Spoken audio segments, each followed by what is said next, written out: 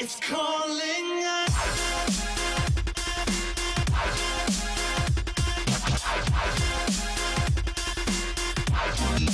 Calling us.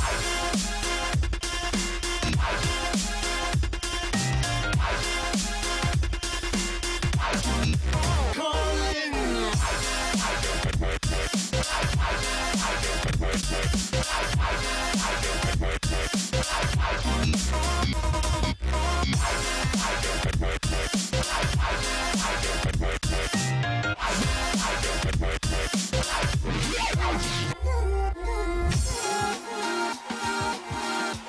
You're tuned in to the Monster Cat Podcast.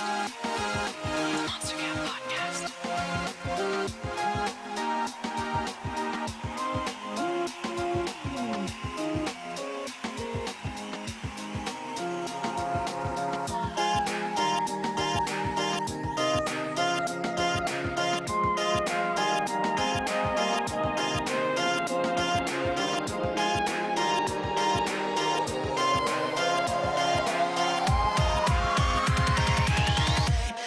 It's calling us.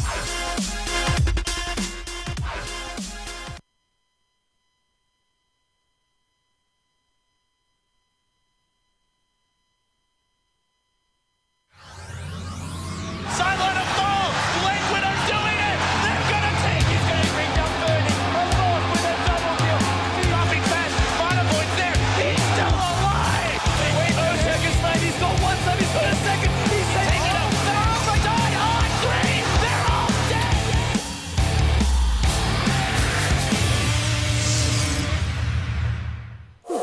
Turn to ban.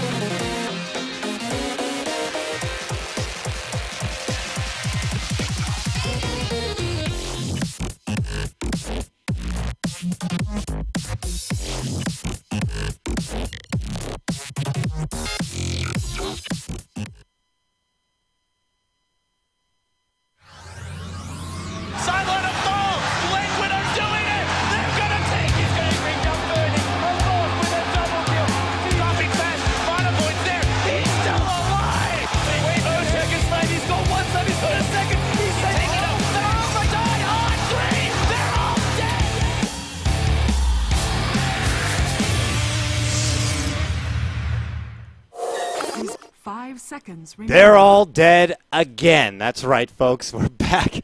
The World Cyber Arena 2014, the tournament held in China right now that's got nearly $500,000 up for grabs here as these two titans are going to duke it out right now. It's going to be a matchup, a best of 3 between Cloud9 and Newbee. This is, of course, going to be broadcasted from Beyond the Summit. I am Coddle Guy. Joining me again, somehow back and willing to go through it once more. It's going to be Mr. Fogged. How you doing, my friend? Senior Fogged is good. Senior Fogged, you want to go with Senior Fogged now? Senior Fogged is glad that Terrorblade is banned. Yes. Yes, indeed. I think Newbee are taking their notes. Might have watched last night. You know who didn't get to watch much of last night? This guy. This has probably been a nice bit of a headache of a tournament thus far, as it's been pretty much out of my hands, even a bit of a hiccup there at the start. But regardless, we somehow have made it into the game, and I think that's what's important here. And we only missed a brief start of the draft, but yeah, man, Newbee, they get rid of that Terrorblade. No more of that EE crap of him being able to just take the game back. It wasn't like it was really all LGD, but more as they kind of let EE do whatever the hell he wanted on the hero. So we don't want any of that. We don't want Death Prophet. And they also even have the respect ban for Fada's Puck, so I like that as well. And for Cloud9, they get rid of that Skywrath Mage, the Brew, and the Dazzle. For their pickup, though, look at this. This is Cloud9, if I've ever seen it, Fog, to Visage and Drow Ranger. Yeah, really nice first 2 pickup. They pick it since their second pick. They pick it because they're just like, Cloud9, you know, you get both right away. There's no way they can really just dissuade you from that potential. And Newbee does respond pretty nice, though. Bristleback, the Quills do very well against Visage Birds. They basically kill them almost instantly. Another hero that I saw that was interestingly able to kill Visage Birds, unless this was hotfix, I saw it in a Team Secret game, was Gyrocopter. His Rocket Barrage instantly rip apart Visage Birds. Well, it's the Flat Cannon, too.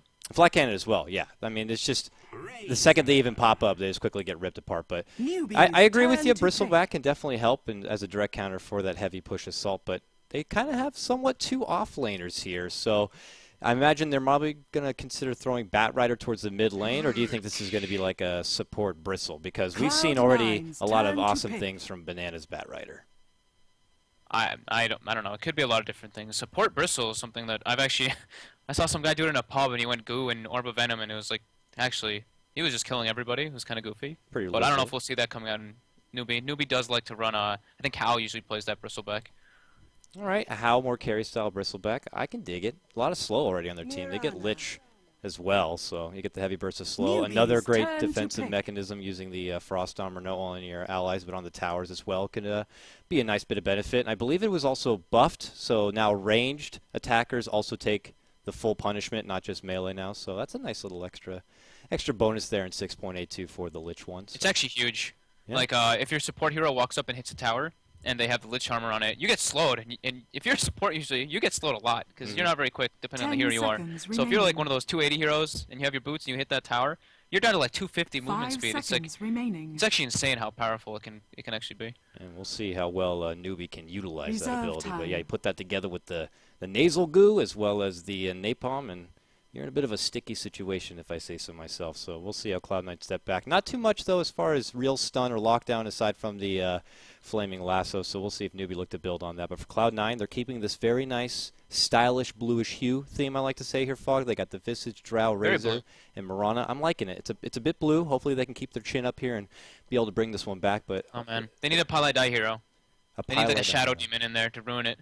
Oh, don't say that, man. Because they do want their 5-ranged for sure, and they are going for like a Tricore, you can tell already, because I don't think this Marana is going to be support in a way. They can get Bane. That's going to be a Bone 7. Bane's available and has kind of a bluish theme to it. I wouldn't mind There is Bane.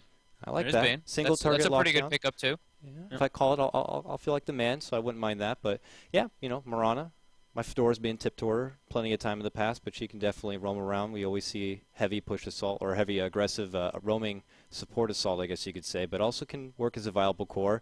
I've seen it in the hands of Owie from time to time, but I would imagine obviously Owie's going to pick up his one of more signature Visage grabs right there and could leave it for the other support. And Drow, of course, EE, who can do business, but if you... It's scary. You can't let him do what he wants in the early laning phase. You can't just ignore him. I expect Newbee to really address that and not allow him to get out of control. And, of course, I think you're the biggest fan of Razor, if I remember right. You love the hero, right? I mean, I just think the hero's too powerful. Like, yeah. He does too much. That was sarcasm. He just people. dominates the lane, so yeah, I know. 10 seconds remaining. But I think that the Newbee's going to do something quite nice to respond. I think they're probably going to end up dual laning 5 the mid, seconds because they'll have a remaining. feeling that Fada's going to be playing the Razor, and they'll probably do like a Lich Void mid versus Newbee's that turn Razor, to and just able to ban. secure some, denies from the Lich, of course, get the Void and the Lich good amount of farm. The Void should be able to farm. It's going to be a little hard because of the link, but if the Lich Nilvas while he links, you're able to defer him from, linking too much damage from your Void. And then they'd have, 10 they can seconds set up their remaining. lanes pretty nicely once they grab another support. They can have the Bat Rider off lane and then the Bristle short lane. 5 seconds Not a remaining. whole That's lot, just but possibility. as far as what to put on top of his Chronosphere for now, I mean, I guess 5 Lich, seconds but remaining. other than that, it's a bit finicky as far as what they're going to be able to Cloud contribute from the Nine's outside. I turn mean, to obviously pick. they're not going to have the benefit of your Skywrath Mage, but if it's not Which going to be one? the support Bristle, they have Witch Doctor, I guess, is still there if you want to go with the El Clasico Death Ward kind of a combo. Bane or Shadow Demon, what's it going to be, man? I'm hoping Bane, dude. I want to look good right now. I want to be Is a it going to be like a prophet. Sand King, like a random Sand King? Sand King's there. Earthshaker's still in the pool if they want to go spicy with that kind of a thing. I mean, yeah. Great, reliable lockdown from a lot of those heroes. 10 Bane doesn't seconds offer a whole lot as remaining. far as push. Shadow Demon would probably be better as far as being able to contribute. You can use it 5 great seconds defensively for his remaining. disruption. Of course, you throw it on Maybe Venge. EE, they turn it back. That'd be nice. Venge has been one of the better Reserve supports in this time. patch thus He gets far. the Aura. Yeah, the The Aura's Aura, and then fantastic. he gets the Terror. Like, so if he even dies and he gets the Terror off, he's basically done Oh, his yeah. contribution in the team fight. Yeah, you're saying Venge, and it's getting me percolated right now. I'm liking that idea, so Yeah. we'll see. And it's got a bluish theme there. Chat's going ham. They're going Chat's ham with the ham. Venge. They're We'll all see now fans who's going to be right. I wouldn't mind a Bane, but yeah, Venge is looking awfully promising here as we channel in. Maybe Cloud9 are popping open the stream, getting ideas as well, and we'll find out. But this is a big deal. This is semifinals. Both these teams moved on. Newbee wiped the floor with Nave in their last round. They 2-0'd them, and of course Cloud9, we saw a pretty nice series. They took over LGD 2-1 on the back of that very fantastic, Terrorblade play, which that. A lot of people got really frantic over that one. We're like, "Oh, this is the hero, folks. Well, welcome to Captain's Mode. This is what to expect." 6.82. This guy's OP. No, I mean, he has such a weak life pool at the start, like 450 life. You got to punish that, and I've seen it punished many a time, but you can't just let them farm out of control. It wasn't just EE though. I mean, we saw fantastic play from Fata's Puck. I mean, I was watching from my phone, so I couldn't really see the whole fight because we didn't really have internet. I couldn't even believe, like, after MMY, like, playing, like, the best, I don't know, that game, MMY playing, like, the best line in the world, and they ended up losing. I was Yeah, well, hopefully they can bounce back. Remember, this is double elimination, so there is a second chance for both Navi and LGD. In fact, we might even see them play today. I'm going to pop up, actually, my... Bane. Oh, I'm the man! Newbee. There you go. Give you're it the up, man. Fog. Come on. Give me Congrats, some man. respect. Give it the bluish hue. It's all about the style, baby. It's a style. Cloud9 got to keep with that bluish hue theme, and I look good. That's what I'm talking about. But yeah, man, I mean, it's peanut butter and jelly right now with your Bane and your Mirana. Roaming about, set up the easy sleep arrows, cause that early pressure, especially on someone like Void. You'd love to have it. Enfeeble will work I think nice they just against wanna as well. have, I think they just want to put pressure with dual lanes. This is something C9 really likes to do. So 10 they'll have, like, the seconds Drow remaining. Visage mostly standing top. The Bane might rotate up there, but for the most part, he'll probably be 5 running around with Bone 7 in the remaining. bottom lane. Yeah. Yeah, okay, they're dire. I thought I was thinking backwards for a second. Reserve Yeah. time. Oh, He's not even. Oh, baby! What is this? Look at this handsome That's a guy hero right that you here. can. That's a hero that can lane versus Razor, Yeah, and it's going to be a support. but it's a support. Was it? So maybe Who they're was it? dueling. Was it them? I didn't get to cast the game, but it was in VG, I believe. It was FY who ran a support Zeus, and it was amazing. Oh, he went ham that game though. Yeah. He had. I think he was like what, 7-0 and like 12 or something. I and he didn't get had to Ags. watch it, but like LD was like going crazy about it. He's like, "Oh, the Yeah. guy He went had, like, out of Blink control." Ags. Ooh, I want to see it then. I'm glad I get the opportunity to see it firsthand. Normally, it's your typical like mid lane kind of a Zeus who can get punished like absurdly well, but this time Newbee gonna probably harness in their more support style Zeus, and I'd really like to see. And of course, he comes with the benefit of that dewarding with the lightning, so that's very nice to have a little extra perk right there. And plus, of course, chain lightning works 10 for seconds anti-pushing, remaining. clearing out waves. I It's really nice imagine. for Drow. I mean, Drow's 5 pretty squishy in seconds general. remaining. Like, Zeus can you just ult right away, and also you can just reveal ganks, and it helps with Mirana ultimate.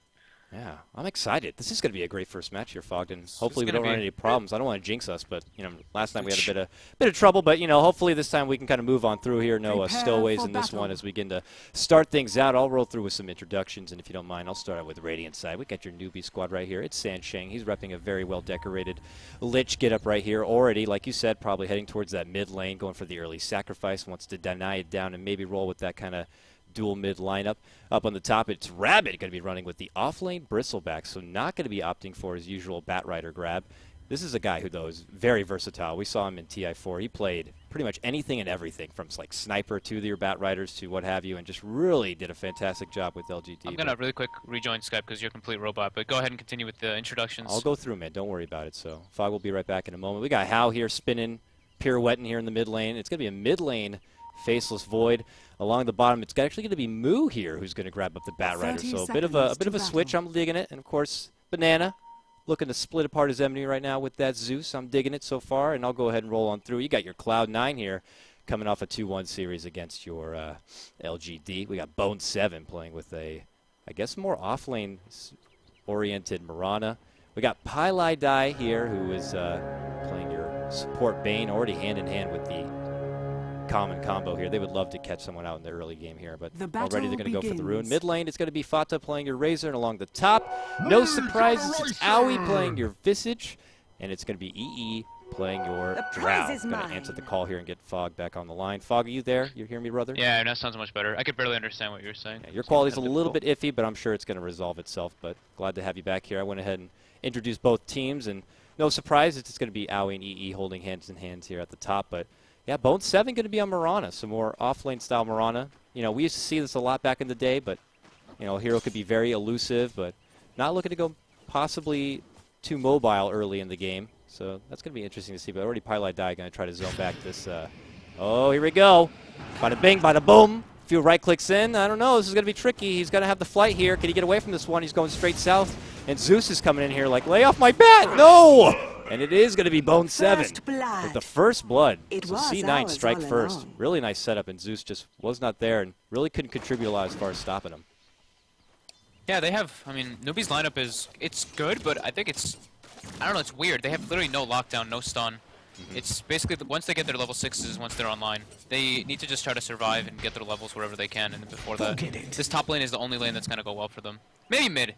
I mean, maybe the Void can get a couple, but I think he's going to have a little bit of a rough time versus this Razor. Yeah, that static link is not going to make things easy. He'll have to continue to pull things back and not get as much easy CS as he'd hoped for. But I agree, man, not a lot of stun here on the side of Newbee as I called down the draft. And Zeus rounding it out is not going to contribute a whole lot more on top of that. Pretty much just your Lasso and your Chronosphere, two ultimates that can really lock down your C9 squad. So they might not feel too pressured here, and we'll see how they decide to round it out. Is no respect here in the bottom lane. Pylai Dai just admirably blocking out these waves, not allowing anything too easy here for the bottom. Is Banana currently going to be soloing it on the Zeus, and it is Moo who forfeits off that lane and goes right to the jungle to try to get some stacks going, and relying on that for a later Blink Dagger, I'd imagine. I think that's what they have to do. And Bone7's just going to keep the lane where it is, so Zeus is going to be unable to really get any experience anywhere. But luckily they did ward defensively, so they warded mid, top rune, and the bottom river rune, ward, and they're able to see any rotations coming out. They go for the arrow, but Banana is trying to last hit the ward, and it's denied. So no 50 gold for him either. Very nice. He does have a sentry, but remind later on he'll be able to get the benefit of taking down some sweet wards without the benefit of those sentries. So Fata might get dove in mid lane. Looks like the Lich just wants to go for the courier or wrap on him, but hoping for something here. He's weighing it out quite a bit. No courier movement just yet. Fata not quite half-life. He has his bottle. It's going to be coming momentarily here towards this mid lane, but oh yeah, he's going back here. He wants this courier. See if he goes for it. I would love it. he definitely wants this courier. He wants it. Oh, it's too late. It's taking too long. It's 250. Nope, he's going back. Stop teasing me here, buddy. Sansheng, he's going to get it here if he waits a little bit longer. I'm getting nervous about pulling away my camera. Oh, he's going to miss it. Oh, wow, look at that. They're onto it. They waited. Yeah, nice. Quick fly right at the 3-minute mark. They bring it all the way around, so this is time wasted here for Sansheng. He's not going to get that precious courier, and Fata will be able to snag up this bottle as it comes in from the south. They'll see that, and they pull off. Meanwhile, you do have Pylai Dai here floating around this mid lane. Banana also in the neighborhood, so a lot of patience here from both teams trying to scout out an opportunity to make a move in. But there we go, jump in. They're making it go on Fata, but they don't know. Lich is right there and from behind. Banana trying to sneak in as well. Fata might be in trouble here. He's taking a lot of damage, but there's no lockdown. That's where it becomes very crucial. And without the extra bit of burst, he just waddles away from that one. And well, was that 0 bashes? That didn't look like he wasn't locked in place whatsoever. So the RNG not in the favor. If they had gotten a bash, he would have died because of the damage bonus from it as well. 15% though, that's a bit of a gamble to hope for something like that to happen. And got quite a lot of hits. I think he's got like almost 6 hits in. So Well, this puts Fata back. He already used all of his bottle. He's got a fresh bottle already. Or he's got a salve, rather, already picked up, so he'll heal up right here. Bottom, it's going to be a regen. How convenient. He'll be able to bottle that one up, so. It's not going too terrible for him in the mid lane. He's at 12 and 8. It is Faceless Void, just a little ahead now at 14 and 6. Touching base, though, the winner is CS. It's Bone 7 here. Oh, Banana might get caught here if they can. No, Bone 7's way too far out. Sorry. No worries. I'm waiting it out here. I appreciate you have your eyes in the skies here, and because I'm prone to miss some stuff as I'm rambling on here. And Pilot Die here, making things difficult for him, bringing the creeps well back over to Bone 7, who's definitely reaping in the benefits, getting all that sweet farm. Right behind it is Eternal Envy on 19 and 4 CS, so prominent start here for Drow, and I don't imagine they're going to be able to add too much pressure, though she's very squishy. She's got to be careful. But Rabbit 16 and 4, not too bad for an off-lane Bristleback, if I say. There's just so much damage on. They're actually going for Envy here, but the Gush pushback, is it going to be enough to save him? He's waiting for it. It's slow, but he's going to get kicked out. Yeah, he's dead. They're going to fly right over him. He's got nowhere to go. So slow, and that's the slow we were talking about. Air to fly, not going to catch as Bone 7 commits this top lane, and he's not going to get anything out of this. A few right clicks in, but really, they're thinking about committing on Rabbit. There's your Grave Shield, pulls him back in a Soul Assumption, but he's definitely taking up a bit. He's got one level in that Bristleback, and nope, they hit him out. Anyway, got his back, got his brother's back.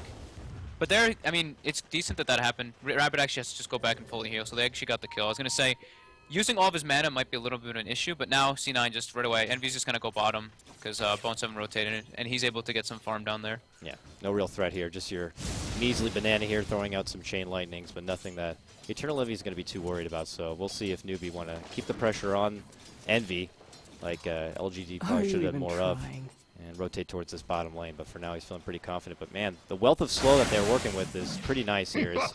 Still duking out here in the mid lane. Faceless Void 18 and 7. The Razor 24 and 14. They're going to split apart here. 6-minute rune is going to pop up. It's a haste at the top. The bounty's going to be at the bottom. Faceless is going for it. Could he get the sleep steal? Nope. He's going to swoop on in there and grab it up for himself. Nice quick reaction as he. See the pings coming out, but they are not going to get anything. Bone 7 did have a TP. So maybe he could have ported bottom with the Bane, and they could have made something Dire's bottom tower is under Faceless attack. Void doesn't have the mana quite yet for Chronosphere, so even if they did make the jump, he's not going to get anything out of it. But no, he's going to peace out. He's going to go right to base and going to leave Rabbit down here at the bottom. So they did shift about here. Eternal Envy had a brief moment of time to farm here on the bottom, but already he's met his former mate here as the Rabbit returns and tries his best to zone Envy back from getting any farm on the Drow. Nearby, you do have Pilot Die weighing it about, but Bone 7, I mean, they're probably looking for a great opportunity to get a sleep arrow off, I would imagine, but no window yet. The game's pretty damn close, just because Moo is able to catch up so nicely in that jungle. He's got his Tranquil Boots finished up. He's got his 6 now, and he's just been stacking away, doing it. And that's basically what's bringing them back into this game for the time being. Rabbit's getting close to his buckler with his Hedress, but he's going to get sleeped up, and the arrow's away. Very nice. They got to move in front. They got to move in front if they want optimal damage, but not even necessary. They quickly burst it down. Bone 7. Yeah, and 3 levels in the Starstorm helps significantly. So they take the easy takedown there on Bristle. 2-1 now your score for Cloud9. Relatively quiet right now, but Cloud9 really off to a fair start right here, taking advantage. Mid lane, going to link up here on Hao. It's going to force him to leap back and just trying to get a little bit extra damage and zone back Hao from really getting anything off. But yet to see him pull out a Chronosphere just yet. We'll see if rotations are going to be coming and aiding him here as we're already seeing pressure. Bone 7 waiting for the arrow. Wow! Oh, got him right on the backside. Nice timing right there. Hao might be in trouble, and he will be. Nice burst down. Bone 7 putting in some nice work with this Mirana, getting a couple arrows, but yeah, top lane. He does get lassoed and taken out by the Bristleback Lich and Fat Rider tri-combo. And Lich will be picking up his 6 pretty soon from that, so it's very good for him. Oh, yeah. It was the back end of that one, but definitely the advantage of all that slow. They saw the aggression in the mid lane. They knew it was the right time to make a jump on top, and they made out we pay. Now Eternal Envy. Bone's going for another arrow maybe, and he decides not. They have a ward behind the tower anyway, so they saw him setting up. Yep, very nice eye here. The little monocle ward right there. And, well, meanwhile, mid lane, Fata still holding strong here. Finding very nice farm here. About to have his I definitely can't show down here bottom. Their Void's going to jump him for sure. Oh, they're going for it. Jump forward. They catch him. Yeah, this is going to be quick burst. This could be bad for Newbee. This could be really bad for Newbee. Oh, he eats the arrow. Nice sap, though. Pilot Die's alive here. They might be able to burst him down. They don't have the mana, though, for Starstorm, so they can't take him out yet, but regardless, he already committed the leap. And that's going to blow up right in Newbee's face. Bone 7 right there. The bodyguard throws out the arrow and quickly shuts him down. And Yeah, very they nice just got counterplay. back to heal, so that was actually like perfect timing there for Pi to get caught by the Chrono. Here we go. I saw the rotation coming in one of the TPs, and I was like, uh-oh. It's gonna get ugly here as Fata eats the Ice Blast, and they pull back as Newbee moved all the way down here, hoping to get something in their own benefit, but there's no opportunity. So, man, Cloud9 definitely showing some serious skills here in the early game, and keeps Never Newbee doing guessing. work with these arrows. Oh, yeah. Regular Robin Hood, if you will, as he migrates back to the base right now. And feeling very confident. He's got those phase boots complete. Drums looks like to be the next thing up on the docket for this Mirana. A little more survivability. And, of course, the momentum doesn't hurt either. But overall, nice relative farm. And now has the benefit of that Moonlight Shadow. We'll see if they use it more on the aggressive here. As, you know, I'd imagine he also could use it defensively against the Faceless Void and that Chronosphere if needed. But ideally, though, if you get caught out, you're going to get caught anyway. So they move on through, and they're getting aided about. Lich does get his level 6, so potential Chain Frost going to be used here in the near future.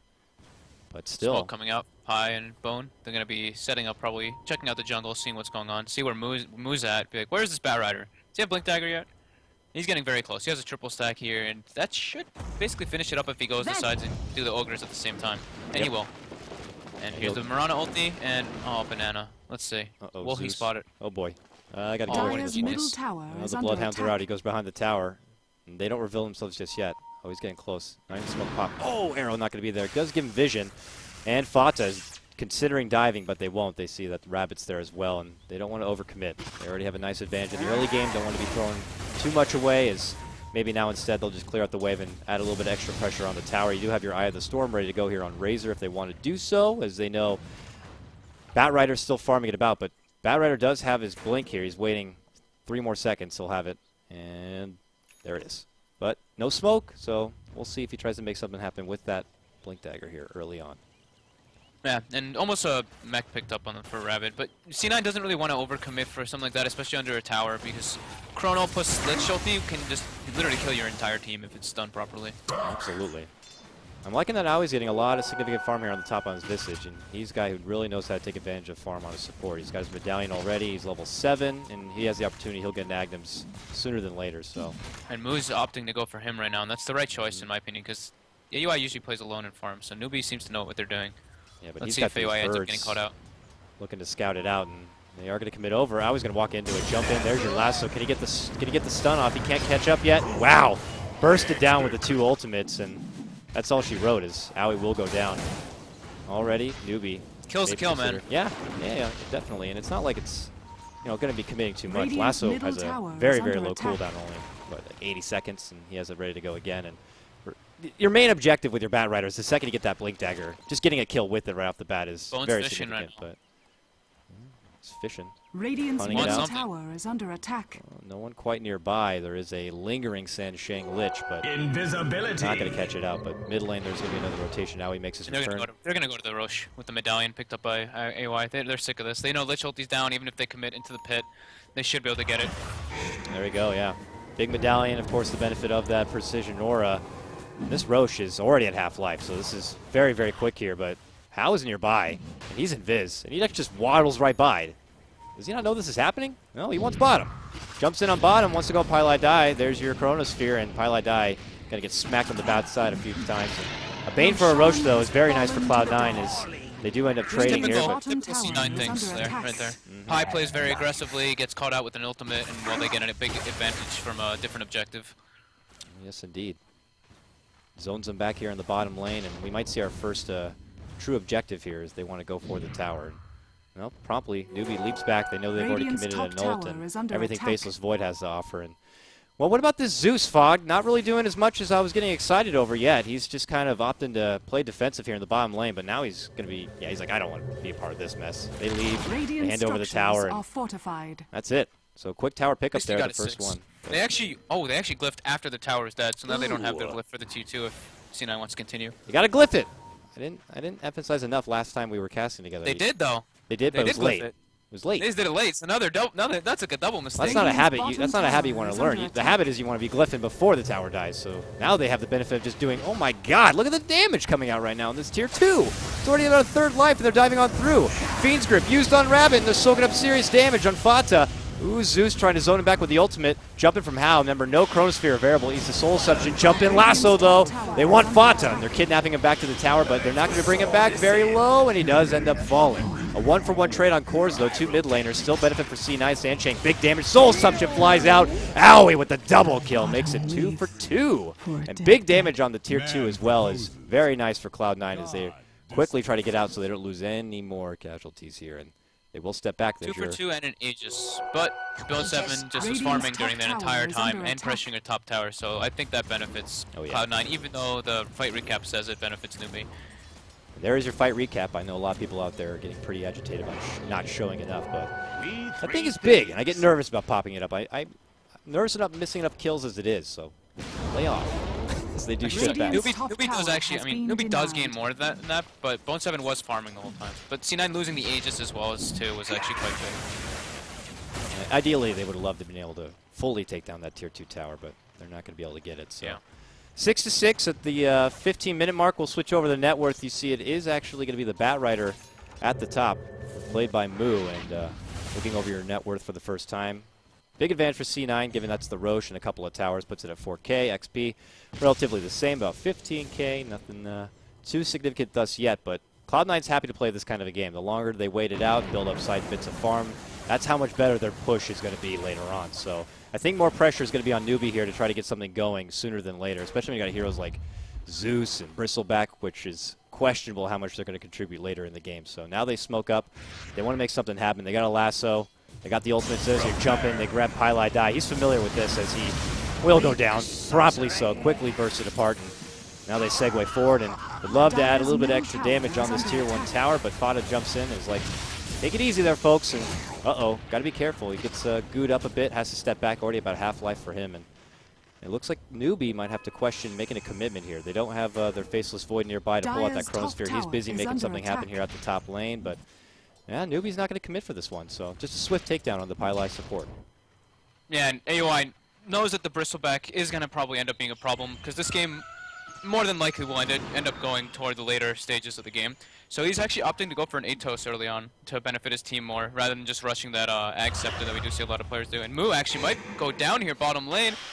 Wow, the long ball Soul Assumption is not going to be doing quite enough, but thought he might get in range for the Grave Chill, but Moo quick enough to react and move back. Owie, going for the Atos. What a surprise. One of the biggest advocates of that item.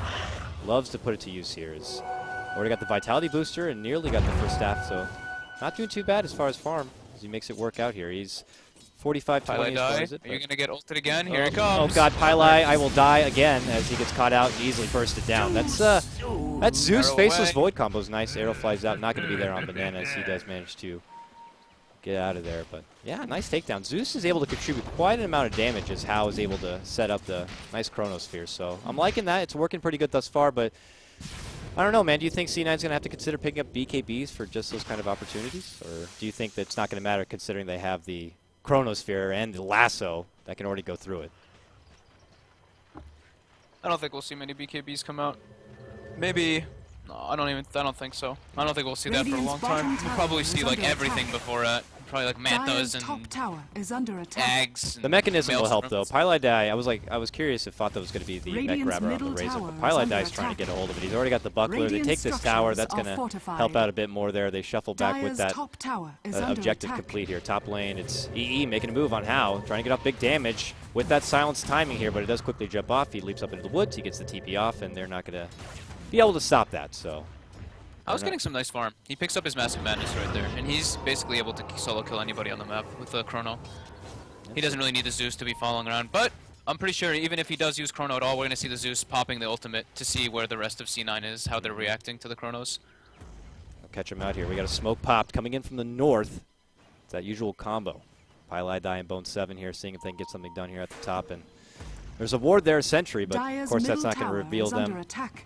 So they're waiting patiently to see if they have an opportunity, but I'm sure Newbee are knowing that there's a lot missing on the map here. But there we go, Pylai Die. knows? No, he knows. He quickly jumps back. Very nice blink back here, and they're not going to get it, but they would love to finish off this tower. It's awfully low, so they move on forward. The Radiant's familiar birds bottom adding extra tower damage. is Can under Lich get the attack. deny? They're going for it. Can they get it? No, they cannot. It's Owie who's able to pick up Radiant's bottom tower a has little bit of fallen. extra tower gold there, and his Atos is now nearly complete. He's got 2 Staff of Wizardries in his stash ready to go. That nice 10 damage from those familiars actually got the last hit because the Drought Precision Aura wasn't even active or hitting them. Nice luck there, Owie. Makes it. Their luck is no excuse, man. All right, And all right, Mirana ulti. Let's see what they're trying to set up for here. well, not bottom. Nothing happening down there, and I don't think anyone's gonna get anything out of this Mirana ult. I think they're hoping that Newbee are pushing on through on this bottom lane, but that's not to be the case. Maybe a safe escape for them, but Newbee have other plans. They've smoked up, and they're moving up towards this top lane here as 5. They are tired of this Tier 1 tower standing. They need to take it down. They have everything they could want for a team fight if something does approach their way. It's Moo leading out the front on this Bat Rider. Would love to grab someone, but doesn't look like C9 are going to be defending this one out. Yeah, Envy kind of playing like he knows something like that's up because they're looking at the map. Look at how far bottom lane in. Look how far mid lane is. They know they're like, okay, these guys are in their jungle. Let's get the hell out of there. Yeah, Dire's this is a bit fishy. If structures no are one's going to be fortified. defending that bottom lane, then Dire's they top got to be doing tower something is under elsewhere. As attack. they get that top taken down, and now they move on through the enemy jungle, seeing if they can grab Dire's anyone. top But it tower is has Cloud9 who fallen. are already on the opposite side of the jungle, making something happen themselves. But we might see a bit of a meetup here, a clash, if you will, in this mid lane potentially. As Moo's scouting, flying on through arrow. Ooh, that was a good throw, a good lob, but it's not going to catch us yet. Going to blink in. Oh, Pylite Eye gets caught out with the lasso, bringing it right back to his allies. And oh, life sap. He's trying to live. Self-sleep. Made him work for it, but still Pylite Eye goes down. And well, this guy's really good about getting caught out and taken down, and even if that means creating a bit of space, you know, contributing what he can for Cloud9. Yeah, I mean, they're using ultimates every single time on him, though, Yeah. so they're using their ganking potential on this Bane. And this is something that even yesterday was happening, and C9 ended up winning because this happened so much. They used all their ultimates on poor old Pylite Eye. And that means this is the opportunity for the other 4, who could definitely do a whole lot, even without the Bane, to get some big pushes in and get some objectives done. And really, what are Newbee going to do without the benefit of that lasso, or if they even commit a Chronosphere or what have you? So it's more thing I'm Pylite shocked Eye about being the is- sacrificial lamb for his team. Yeah, I'm shocked that even though Bone 7 was basically like the space creator for his team, he was running around getting kills all over. And the arrow might catch on Moo. Oh, never mind, bottom. But he's really falling behind in farm. He's only 6.5k net worth, and now the Bristle Void and Bat Rider all have surpassed him. Yeah, I mean, it's getting a bit finicky with some of these picks. The Zeus, the Bristle, getting a bit curious how much they're going to be able to contribute in these fights. I mean, I think Cloud9 are well aware you don't really want to try to target down this Bristle. And I don't know how much he's really going to be able to contribute it out. And same goes for the Zeus. I mean, the combo with him and the heavy burst on the Chronosphere is great, but I don't know in the long run how much he's going to be able to add value to their team. But we'll see. Been proven wrong. There's going to be a many big times clash before. here, I think. This might be a big one. And wow, I'm proven wrong. Envy buys a very early Dire's BKB bottom for him. tower is So under does attack. Yasha, and then just into the Dire's BKB right away. structures are fortified. BKB going to be grabbed right there, but bottom lane, there's this clash you're talking about as Sansheng avidly moving forward. He has the Chain Frost ready to go right here. Moo has his lasso back in, same with the Chronosphere, but Hao's leading out the charge in the front here. Cloud9 don't want to overcommit. They don't want to be caught in a bad position. They're all spread very nicely, and especially Bone 7, where if the jump in Radiant's does middle come, he can tower throw out the is arrow and under catch it attack. on the Faceless Void. But Newbee doesn't want to overcommit for this. They actually don't want to continue pushing it out. Cloud9 successfully defend just based on their proper positioning and patience here, and this forces Newbee back. So See, Cloud9 Newbee, we're forcing bottom just so that they'd be like, all right, maybe Envy will buy a BKB because we're forcing bottom. And boom! They see the BKB and get the hell out of Don't there. try to justify it, Fog. That's not why you got a BKB, please. That's me calling something right, all right? Get used to it. I'm kidding. No, BKB, I mean, yeah, it's tricky, but he's been so slippery. I wouldn't be surprised if he considers a Blink Dagger like he usually goes for in the near future, just so he cannot get caught out from those Chronospheres and those lassos, and that makes the BKB more valuable if you're already avoiding those kind of abilities. So, and the survivability rather doesn't hurt either. So, moves back over here to the bottom lane, and you know, it's just feeling pretty confident. And I'm getting a little concernicus here for Newbee as far as what their next objective might be. They do decide, though, to smoke up. They're going to scout on through. They'd love to come in from behind here. They know that the positioning for Cloud9 was very optimal last time, but they wanted to see if they can get them outside of their comfort zone, I'd imagine. Yeah, they're trying to get some pickoffs. They really want to... Yeah, C9 knows. This is not happening. This could be a smoke clash, though. Oh, yeah. Dun, dun, dun, Two dun. teams. Rabbit in the front lines. Oh, this is Run ulti. They spot it. There we go. Rabbit. They're making it go. BKB popped very early by Yeah, he's Fada. committing a lot early on for not a lot of damage on that banana. Chrono catches 2. Fada gets pushed out of it, though, and bumped back, but they're making it go. Envy very low. Pops his own BKB. Now he's going to go on Hao. He gets Fiends gripped up. Nice positioning for Pylite Eye. Gets it done. Fata still very low, but 2 to fall here on the side of Newbee as Bone 7 moves on forward, and with the hands of help of Aoi, big burst damage to fly out. Banana with the self-sleep. Oh, the sleep doesn't hold him, but meantime, the Zeus will take it down 3-0. So close to taking down Envy, but they can't get it done.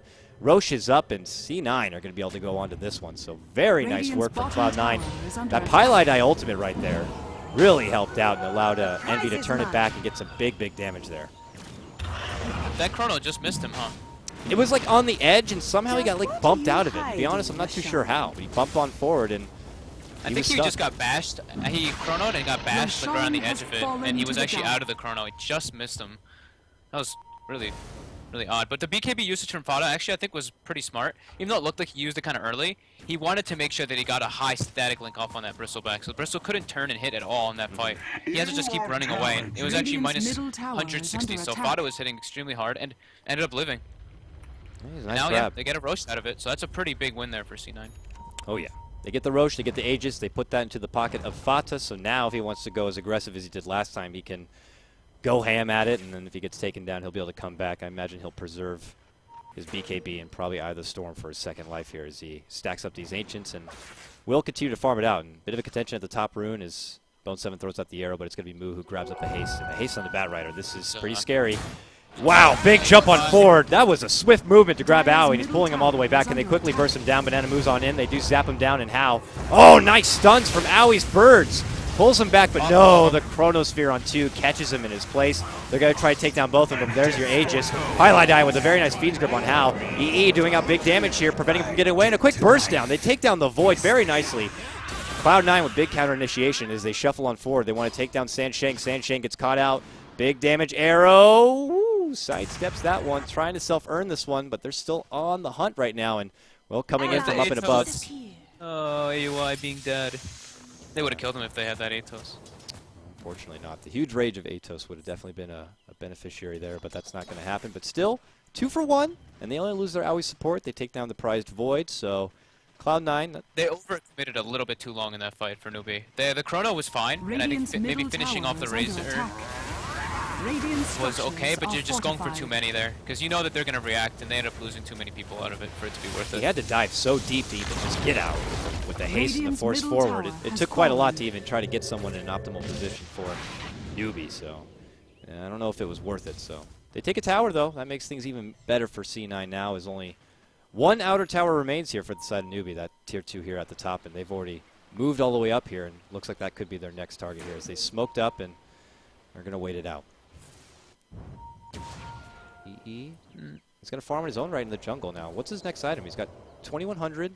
I wagered it could potentially be a Blink Dagger if he wants to go for great positioning, though it seems in these fights he's been gifted a great setup from the Pylite Eye ultimate, so he might just opt to go for bigger damage instead right off the bat. It could be a couple different things. I'm not really too sure.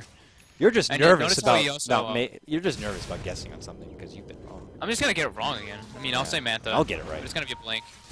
It's gonna be Blink. Radiant's I'm thinking top Blink. tower is under attack. We'll see I was it. thinking Blink at first, but I don't know. I think he Sure, wants more buddy. Agi, but he's going he's going stats over Gust as well. Oh, look at that. He's zapping about. He takes down that ward without the benefit of even using his sentry. So quick grab for Newbee to take back a little control of their jungle area and not allowing C9 to get too much information. So they pull back. They have Hal farming it up on his ancient stacks. He's got his own BKB now, so he won't have to commit too much. But it doesn't matter. He's already been caught out plenty of time for that Fiend's Grip. And Fiend's Grip don't care about no BKB, so he'll be able to get it promptly. And, of course, Pylite Eye does have his mechanism now complete. And we'll see where they go from here. Another smoke grab going to be happening here for Newbee. They want to go for a prime grab, and C9 are flirting here. They're flirting from down and below, and they know that they have vision. The ward's here. He gets the long, what's it called? Oh my God, it's on mine. Enfeeble on him up and above, so they know it's here. Banana jumps in, they quickly deward it. So that was a bit of a gimme there as far as knowing they had the prime vision. Dire's middle tower is under attack. So Envy still holding onto the gold. He's got 3,000. Maybe he's just gonna save up for a straight Eagle Song. And Moo might get caught out here, but no, the Ghost Scepter. But they're gonna commit. They're gonna go on him, and they want blood. He's gonna go down. Nice quick takedown right there, and they move on forward, and a takedown from Aoi there as they. Without the benefit of Bat Rider, they don't have to worry about getting caught out of position, only from How now. And as long as they can stay equally spread here, they shouldn't have to worry about even that Chronosphere too much. And look at this. Lich is like, leave me alone here. Trying to turn the corner, and he's getting whipped in the ass from Fata. He does manage to make his way back to home, and uh-oh. Oh, nope, never mind. I jinxed him. He gets caught out swiftly from Soul Suction. How as well? Oh, man! Desperation Void to try to stop it. Even Rabbit TP's into it. Cloud9 take down 2 cores. This forces a buyback from Batrider to try to defend here because they can lose their base very quickly with that precision aura. And there's your move. Moving in, gets the lasso, pulls back Fata up and into the base. Meanwhile, you can see Rabbit up to the north right there getting right-click down there, but it's Owie who ends up bursting down. That's a dieback from your move, Batrider. And now C9 are just going to take the high ground here and do some serious damage on this tier 3. Not before trying to take down Rabbit, but Rabbit can obviously take quite the licking here. But uh-oh, as I say that, he eats big damage. That medallion certainly helps out. And here we go. Eye of the Storm going to be popped up, and this is a tier 3 now, going to be whittled down and ripped down just like that. Now Raxes are going to be exposed. Banana! Little Mario. I think that's honestly game. Yeah, We that might was see them devastating. call it randomly because now AUI's got his basically almost level 16 with a full axe, so he's gonna have triple birds with that 154 base damage on those birds. Plus now Envy's got 4.4k, so I won't be surprised if he goes for like butterfly straight up, maximum potential of agility, maybe even something odd like I have Scotty or something. I don't know. This guy goes some pretty weird builds, but he's just gonna stack the agility up for his teammates. And yeah, AUI's got the 3rd net worth, and he's gonna be dishing out an insane amount of damage in these team fights. Yeah, man. If there even is another team fight before the game ends. Everything looking very promising right now for Cloud9. They didn't want to overcommit and try to get greedy about grabbing the racks. They just get what they want. And it looks like Banana pulls out the ultimate to just try to get intel as far as what Cloud9 are exactly up to. And that's just more separation and farm. Actually, Bone 7 was really low right there. But he jumps back, takes down a couple of Ancients. He's going to move on forward with the ultimate orb already in hand. And where's my EE man right here? He's still banking on 4.5k. Come on, double ulti orb. I mean, Do it. at this point, he's got so much gold, he can just go for something like that. So what's it going to be, buddy? Moves on back into the base, and there's one. All right. I'm like eyeballing them. Like, what are you going to get there? What are you going to get? And they decide to opt back out. So reserving a bit of buyback gold, I guess, just in case things end up getting a bit throwy. But 16-10 your score. Still, everything looking very nice. 15k net worth for Cloud9 right now. Very nice stuff. And I guess it could be XP is the Lincoln's same. too. He's just toying with our emotions. Yeah, Lincoln's would, yeah, I guess if Sansheng was to flub his Chain Frost onto Envy, that would be the end of that one. But Goo is, you know, that can remove a Lincoln's rather quickly. But Lasso's big as well. But if they're onto it, Yeah, I would imagine, yeah, Bristle will be in there. He'll throw out one booger, and that's the end of that Lincoln. So that might not be the case, so we'll see. Whatever, dude, I believe.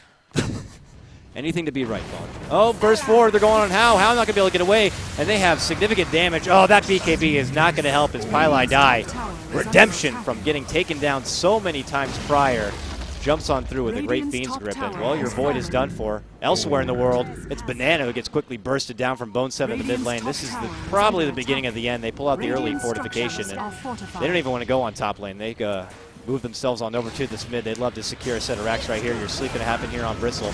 Moo desperately pulling Pylai Die back to the base to try to get something done right now. And Pylai Die will end up falling. The squishy support, Rabbit eating big damage. They're focusing down the Bristle here. Pylai Die, ult him! Big burst, and he ends up falling down. There it is. Owie! On the Visage. Unstoppable streak for him as he managed to clear out significantly. Bone 7 moving on through. Can he get Moo here? Arrow catches on Sansheng, and I'd imagine this is going to be the Tau thrown in here shortly for Newbee as they lose their mid lane set of racks. And coming into this matchup, it was Newbee who were the favorites. I want to say almost a 65-35 favorite, but there's the GG. Going to be called out. Remember, this is a best-of-3 series. So Cloud9 take game 1. See what he does, man. Come on. Well, I guess I'm just going to say I was right. Yeah, whatever, man. Because I'm the caster. So I think Pylai Die in total that game got ulted 11 times, maybe 12 or 13. Yeah, he was just definitely the martyr, the sacrificial lamb for his team, soaking in all those. Everybody ult him. Get him. Get him. He has a reputation of dying. We got to fulfill it. Get him down. So, fortunately for Newbee, it just doesn't work out for him. Trying to go a little unorthodox with their Zeus and Bristleback and Batrider kind of a lineup, and really no late game to fall back on. And it's all Cloud9 doing stuff with their signature Visage Drow duo as they do manage to strike first. Super mega late game. They have Tricore with a Visage. Yep. Good stuff from Cloud9. We'll be back, like I said, for game number 2 here. Looking to try to Clear out 2-0 series here for Cloud9. Newbee, the TI4 champions, looking to bounce back here as we are in the semifinals of the WAC, the World, wait, no, I say that wrong? Yeah, the World Cyber Cup 2014. We'll be back, folks. Please stick around.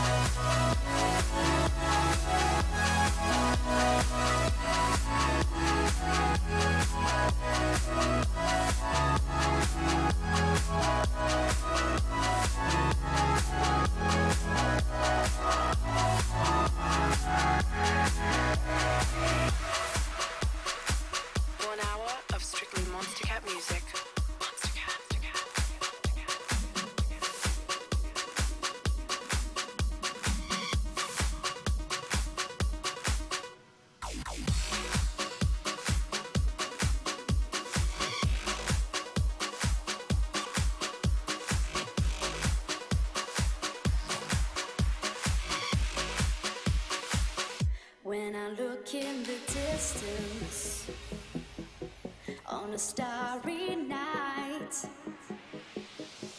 Everything seems to be okay. I can hear the thunder and a child's fright.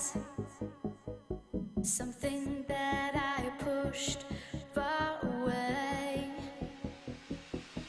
Where did you go when I needed you most? When I looked in your eyes, you turned them away. Where did you go when I needed you most? When I looked in your eyes, you turned them away.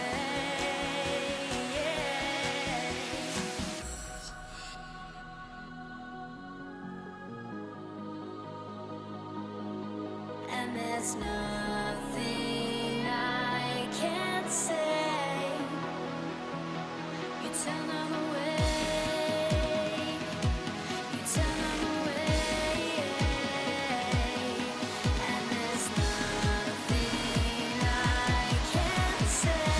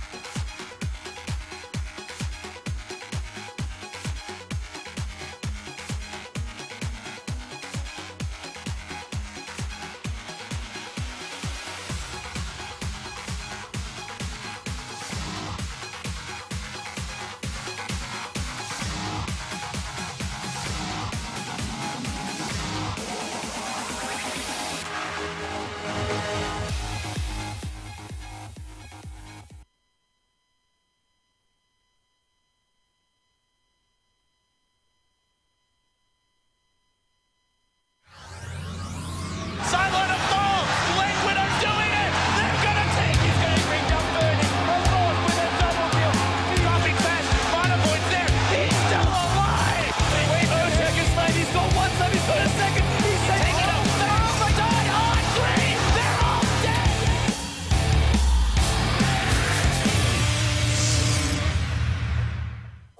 Turn to pick.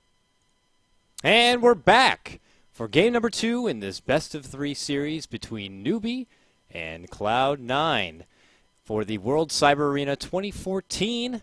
A prize pool of nearly $500,000 up for grabs here. We're in the semifinals of the winner's bracket. Beyond the Summit's bringing you the coverage. I'm Coddle Guy, but joining me is Mr. Senor Fogg from Navi US. How you doing, my friend? Welcome 10 back. seconds remaining. Ready for the World Cyber Cup.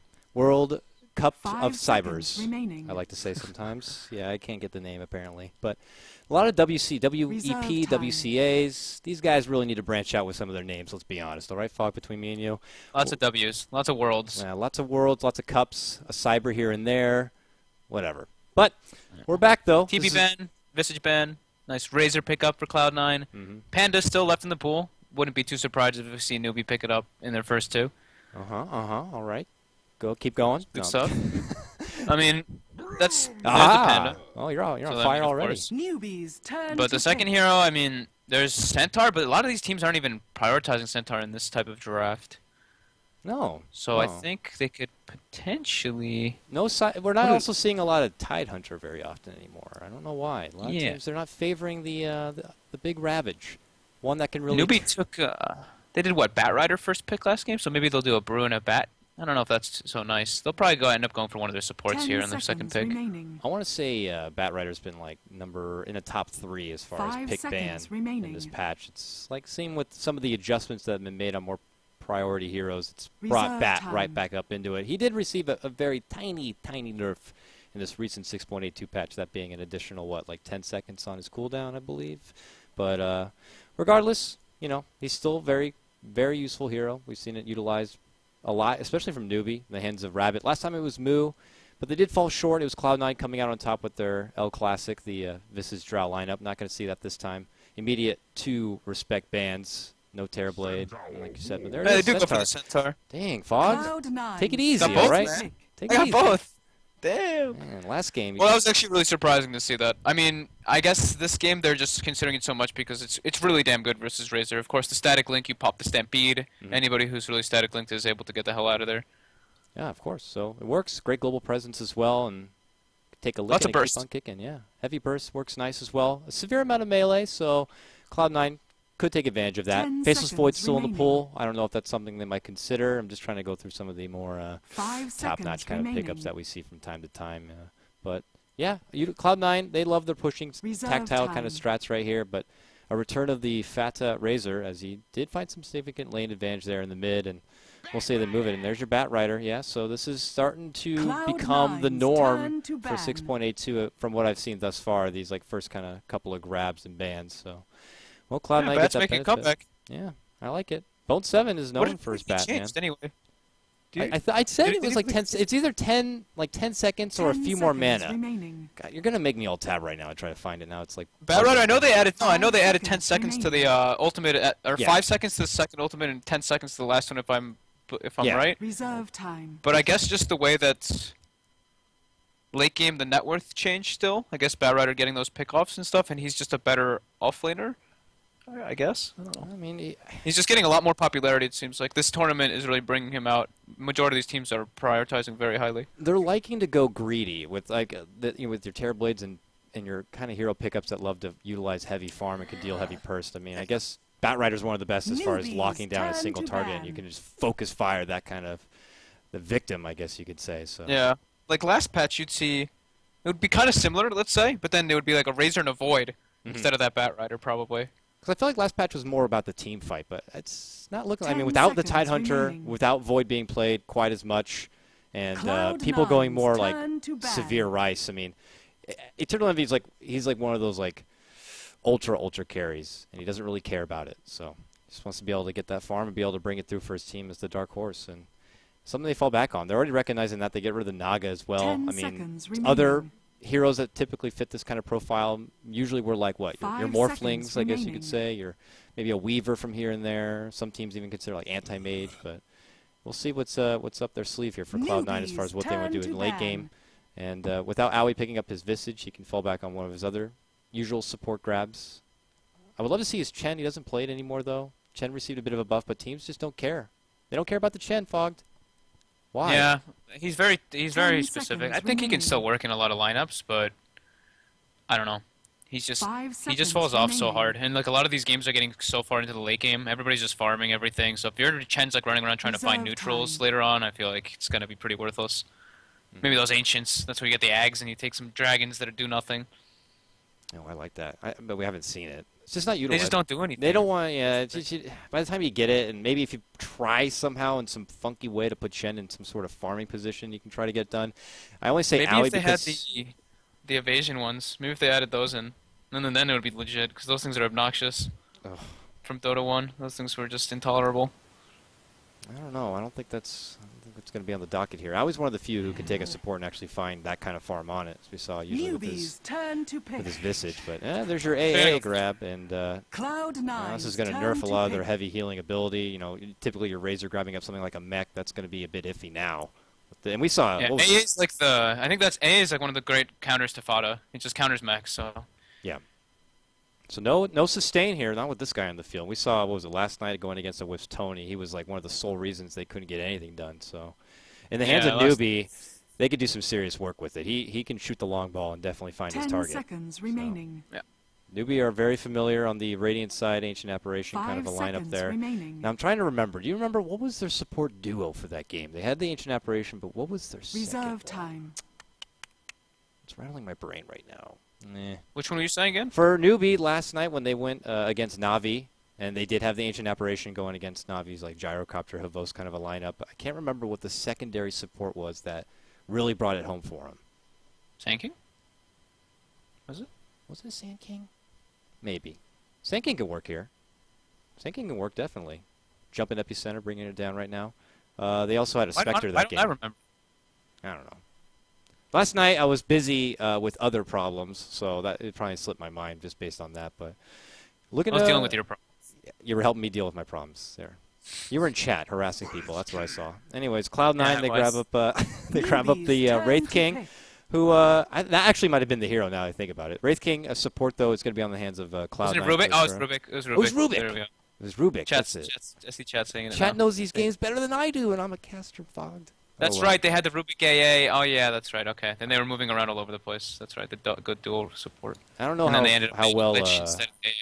That's right. And they had and of course they have the Spectre to round the whole thing out. Spectre's still available, 10 seconds and is the Rubik. remaining. But I don't know how Rubik is going to be in this kind of lineup. I mean, Wraithfire Blast would be nice. 5 seconds It's cute to get a hold of a Firefly, I suppose, but no, it's going to be Vengeful Spirit. We talked about it a bit last game in the last draft. As turn to the pick. hero has been picked up pretty significantly in this recent 6.82. You know, got your reasonable lockdown, fantastic aura.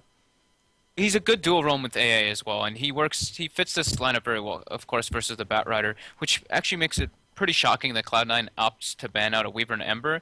They figure they're not going to have too much lockdown for these, very, sneaky type carries, and with Bat Rider just trying to last, so those guys can get away 10 quite easily. seconds remaining.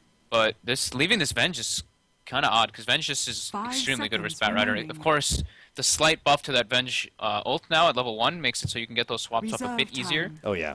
So- Because that was the thing I always ragged on Vengeful Spirit in the last patch. Whenever people would try to utilize it, it's just, at level 1, it was so dinky. You really had to be like in the middle of the fray to try to get an optimal swap off. So then you're trying to be a little more greedy with your Vengeful Spirit, but most teams don't like to do that. They like to move around. They like to hop and bop all over the place and try to get some kills on the map with these roaming kind of lockdown supports. And now things get a little bit easier for her, but we'll see. Ooh, a Clinks, the EE Clinks. Newbies, turn The to Blinks, ban. maybe, I like potentially. But, hero a ton right now, and not really too many teams are picking it. I saw Empire picking it, and I think maybe one other team, but Cloud9's one of the big teams. Envy loves this Clinks. yeah. He's the one actually who did, I think, the Blink Soul Ring. 10 seconds Not sure if he remaining. invented it, but he is a big fan of that type of build. Cloud9's And I turn really to like ban. Clinks right now in this in this meta, because he's able to he does so much, because he's just able to find farm all over the place.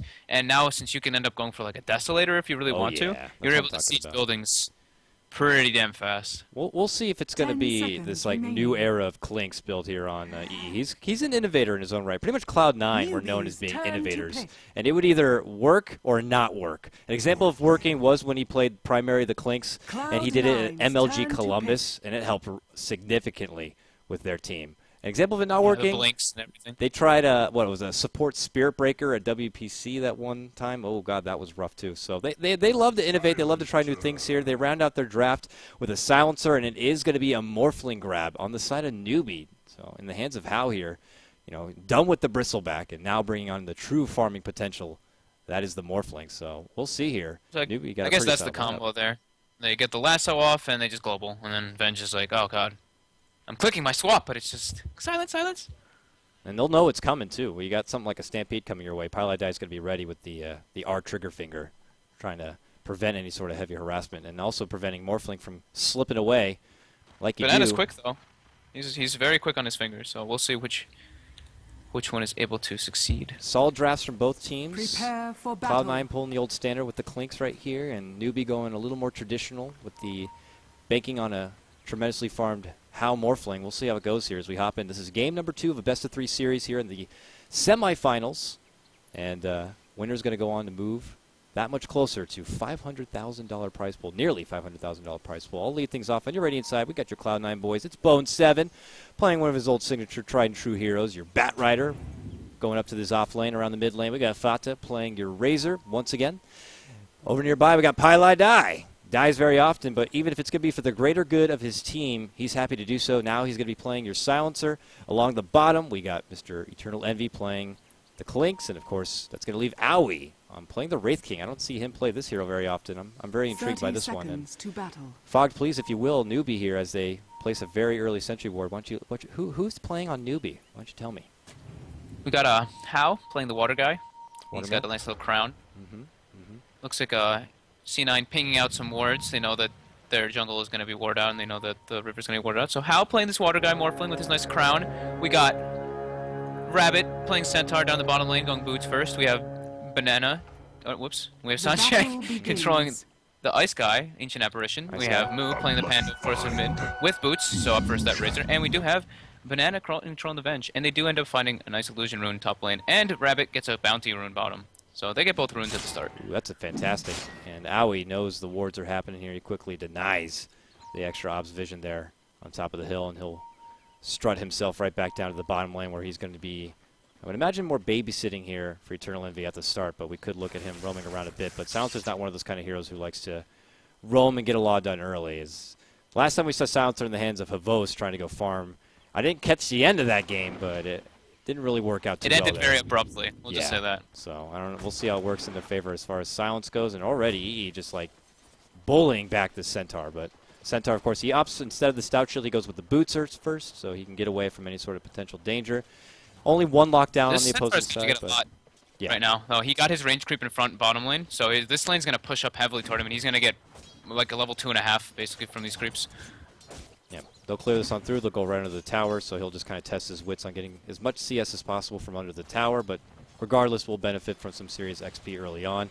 Bone7 on the other side of things, though, he's also getting heavily zoned back. No CS to his name thus far, as even the illusions and both Sanshang really not allowing him to get close to this at all. And already you have your Banana pulling out the side camp right here. And look at this. They're going right under the tower. They don't even want him to have those easy creeps. They bullying him all the way back, but he's got the benefit of this new side path right here to still creep around here and get close enough to get that XP. So, Rabbit. Ooh, ooh, ooh, ooh. You're on the wrong side there, buddy. Now he's going to put him back into the trees, but here goes. Pylai dies like, I'm to the rescue. Don't worry. Zones him back with that. And he can't get quite close enough. Bit iffy there at the start, but still, Cloud9 not making anything easy there for the Centaur. And same goes for top lane. The Orb Walk is real. The Orb Walk is very much real. Not harassing the tower at all, so they're both able to just freely get some nice hits on him. Envy took a little bit of damage, but he's got not 8 tangos on him and a Soul Ring recipe. So he's going to go right for that C9 this time, able to get both runes, though. So first Newbee gets both, now C9 gets both. It's a big deal, getting a hold of that sweet extra gold and bounty. And here we go, taking advantage of that Invis Rune. Bone7 scouts up, sees Sanjing nearby, knows he can't really do anything about it, but would love to leech as much XP as possible. It's going to be a relative quiet game, I would imagine, here as Razor and Brew go toe-to-toe. It's Razor well in the head. Fata really taking it to Brew in the start here. 15 and 5 CS to Moo's little 8-0, so off to a strong start. And oh, look at this. Bone7 knows that Banana's lingering about. They would love to help out their Brew mate here in the mid lane, but Bone7's not going to allow it. In fact, if they could bait something happening here, maybe they can turn it back, but that's not going to be the case. So Fata knows this is coming, pulls back, and gets to play it a little bit extra safe. Yeah, and they're going to smoke up with the Centaur, and they're going to go try to kill mid because they need to help this Panda out for sure. Fata lays a little bit extra harassment, but he's pretty confident here. He's right below the staircase here, and this allows them to potentially come in from behind. Still lingering nearby, though, is Owie. So even if they do make it go, yeah, he sees him. He sees him. Oh, he got clapped, though. Got clapped. Try to put out a link. There's your slow, drunken haze. Slam. They want to burst him down. They're having to work for this one, but body block, and they got it done. Bone7 flies on forward, but it's pretty much a flight of, please, why'd you do that to my friend? And has to pull on back. So it's Newbee to strike first here in this game. As last game it was more Cloud9 coming out in the head, but Newbee want to take this game back as it's match point here for Cloud9. If they win this game, Newbee gets forced down to the bottom loser's bracket. Yeah, a little bit of, I guess, a cocky play there from Fata, stepping up down across the midpoint of the river, trying to put the aggression on Moo while the support was missing. He did see the Venge initially there too, so it was a bit strange to see him playing so cocky. But it was nice of the Venge and the Centaur both to be level 2 there. So with the Terror and with the Double Edge, they were able to pick up that kill quite easily. All right, so now it's Newbee to take both runes fogged. So back and forth we go here. Not looking to split runes for either teams as they try to maintain proper control from the top to the bottom of the river. But, you know, Centaur did commit a lot to go to that mid lane and get a part of that kill, and this allowed even more time for EE to get that farm. He's 24-4 right now, right up there with the top 3 as far as Fata on the Razor, as well as your Morphling. Moo in this top lane also getting work done early on. He's got early makings of his Aquila on hand, and I'd imagine he's just going to go for the old cookie cutter standard of getting a hold of a Linken's as soon as possible thereafter. Yeah, more than likely. That would help out quite a bit, I would imagine, from anything coming their way. Linken's up the Great Fire Blast. Of course, the Lasso is probably the biggest one that he would love to deter, and that's going to make things tricky for, you know, Cloud9 to get a good initiation on. So, 'cause the longer they leave this Morphling to farm that up, it's going to get trickier later on. So, for now, though, Moo focusing on getting this level 6, he should get at the conclusion of this wave, and being able to gank this Panda is going to get even more tough, as now he has a hold of that Primal Split. So, good grab right there. Moo doesn't feed over any kills early on and gets the benefit of that extra life. Radiant's top tower is under attack. Both offlaners are sitting pretty Radiant similar. structures Bones are luckily getting a nice fortified. triple stack killed up right here, so he's going to pull a little ahead of the Centaur, but Centaur's getting good XP from the lane. He's got his Tranquil Boots finished up. And Newbee now pounding it into the top tower, trying to get some nice damage on the... Yeah, just trying to force some reaction up there. It's Banana pulling the wave well in the way and all the way around the Radiant's corner top tower to allow is them to under open up attack. really on this tower. They're going to take it down. It's at a 3rd life already. They might be able to take this easily. And Aui's nearby. I don't know if he's going to consider moving in there. He's not. So this is going to be a first tower takedown at about 6 minutes in here. Advantage for Newbee again, getting the first blood Radiant's and now the top first tower tower. has It's a very fallen. nice start for him. But we've seen Yeah, time and and time it's- again for Cloud9, though. EE can definitely pull the game back on his Clinks. Yeah, and it's nice to point out that they're able to... On Moo actually might... Oh, yeah. They Catch out one of them with the ult. He goes for it. And Uh-oh, Bone Seven Bone might be in trouble. 7 in trouble. The Bears are split, and they move on and get a sweet kill there. Now Fata linking up on one of them, and it will be enough to zone him back. But another sweet takedown there for Newbee on the back of that Brew. Conveniently catches out, knows that there's a lot of tension on these rune spots that we've already seen 3 times before. But on this time, the 6-minute mark, they do come out on top with a kill. So very nice grab there for Newbee. And they actually didn't even end up using the glyph for that top tower. So another wasted glyph. People not really getting the hang of that just yet. Glyph it or ticket, I hear. You gotta make sure you get it done. And you gotta get in that And habit. C9, something to point out with their lineup that I was trying to say before is that they don't really have any outspam if Newbee does push towers like that. Their only outspam is really like Plasma Field. Plasma Field, a wave. And like Firefly later on. I mean, Oh no, I'm it's looking okay at for Banana. clear, but that's it. Yeah, what do you- Silencer doesn't really contribute. I know, I'm drunk apparently. Silencer doesn't really contribute a whole lot as far as wave clearing, and yeah, Batrider with Flight's probably their best bet right now. Is Aui's also more single target. You know, he's more of like, I want to be able to get up my level 6, get my reincarnate, try to get a good initiation in, and just try to be in the heart of the fight, so that when my ult does go off, EE will be able to capitalize on their big slow and bring them down Yeah, as much as and possible. Moo's going to be getting a pretty early Blink Dagger now out of all this. It's going to be kind of tough to gank him because Bone's going to have a pretty late Blink coming out, in my opinion, after dying like that as well. So they're going to get a bunch of their really needed things all at the same time. So this Venge is going to get an urn, basically. Morphling's going to do just Morphling things. I don't think he'll really come to the fight too much. But Panda's going to get his Blink, and Centaur's going to get 6. So they'll probably just want to go for a tower, just ball up and go for it. Because Pylai Dai is now given this bottom lane alone to farm, and they're going to gank him because they know this. They know this is something that C9 does all the time. They leave their supports solo in these lanes to get the levels and farm that they need. All right, Pylai die. I hope I don't die as he gets... Oh, yeah, he's dead. They're running on forward. Stampede and say your final prayers, buddies. He gets slashed. And, well, swift takedown as it's HE Apparition there. Sansheng picks up the kill and moves on forward. That much closer to level 6. That would definitely benefit. Mudini. He did it again, dude. Wait, what? Moodini? Mudini. Moodini. Oh, yeah. Very nice. I like that. I'm going to steal that. That was Take yours credit. yesterday, man.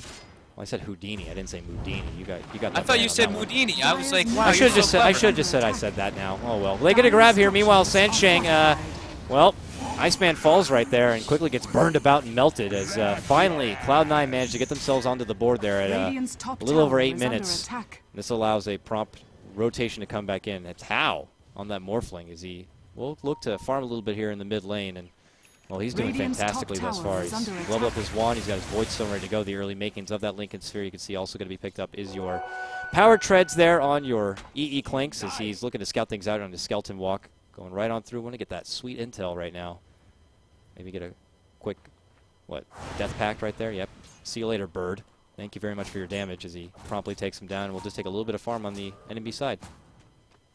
Yeah, it's nice that Bones had an incredible amount of stacks to try to catch up, but he's still not really catching up too well because of that death bottom. It really set him back a lot because he did opt to go for this this more farming type build. He went for the Tranquils and even the bottle on top of that. Oh, bottom lane, they're making it go. It's Pylai Die. This is a bit of deja vu as he gets slashed about, and he's down once again. Not a tactical They feed this almost- time, but They almost actually saved their Ancient Apparition there with that Stampede. Envy was going on him in top lane at the same exact time. convenient. But they do end up trading 1-for-1 a support for a support, as I would wager that EE getting that kill does make things a little bit nicer there for Cloud9. So they grab it up. He's got 630 gold.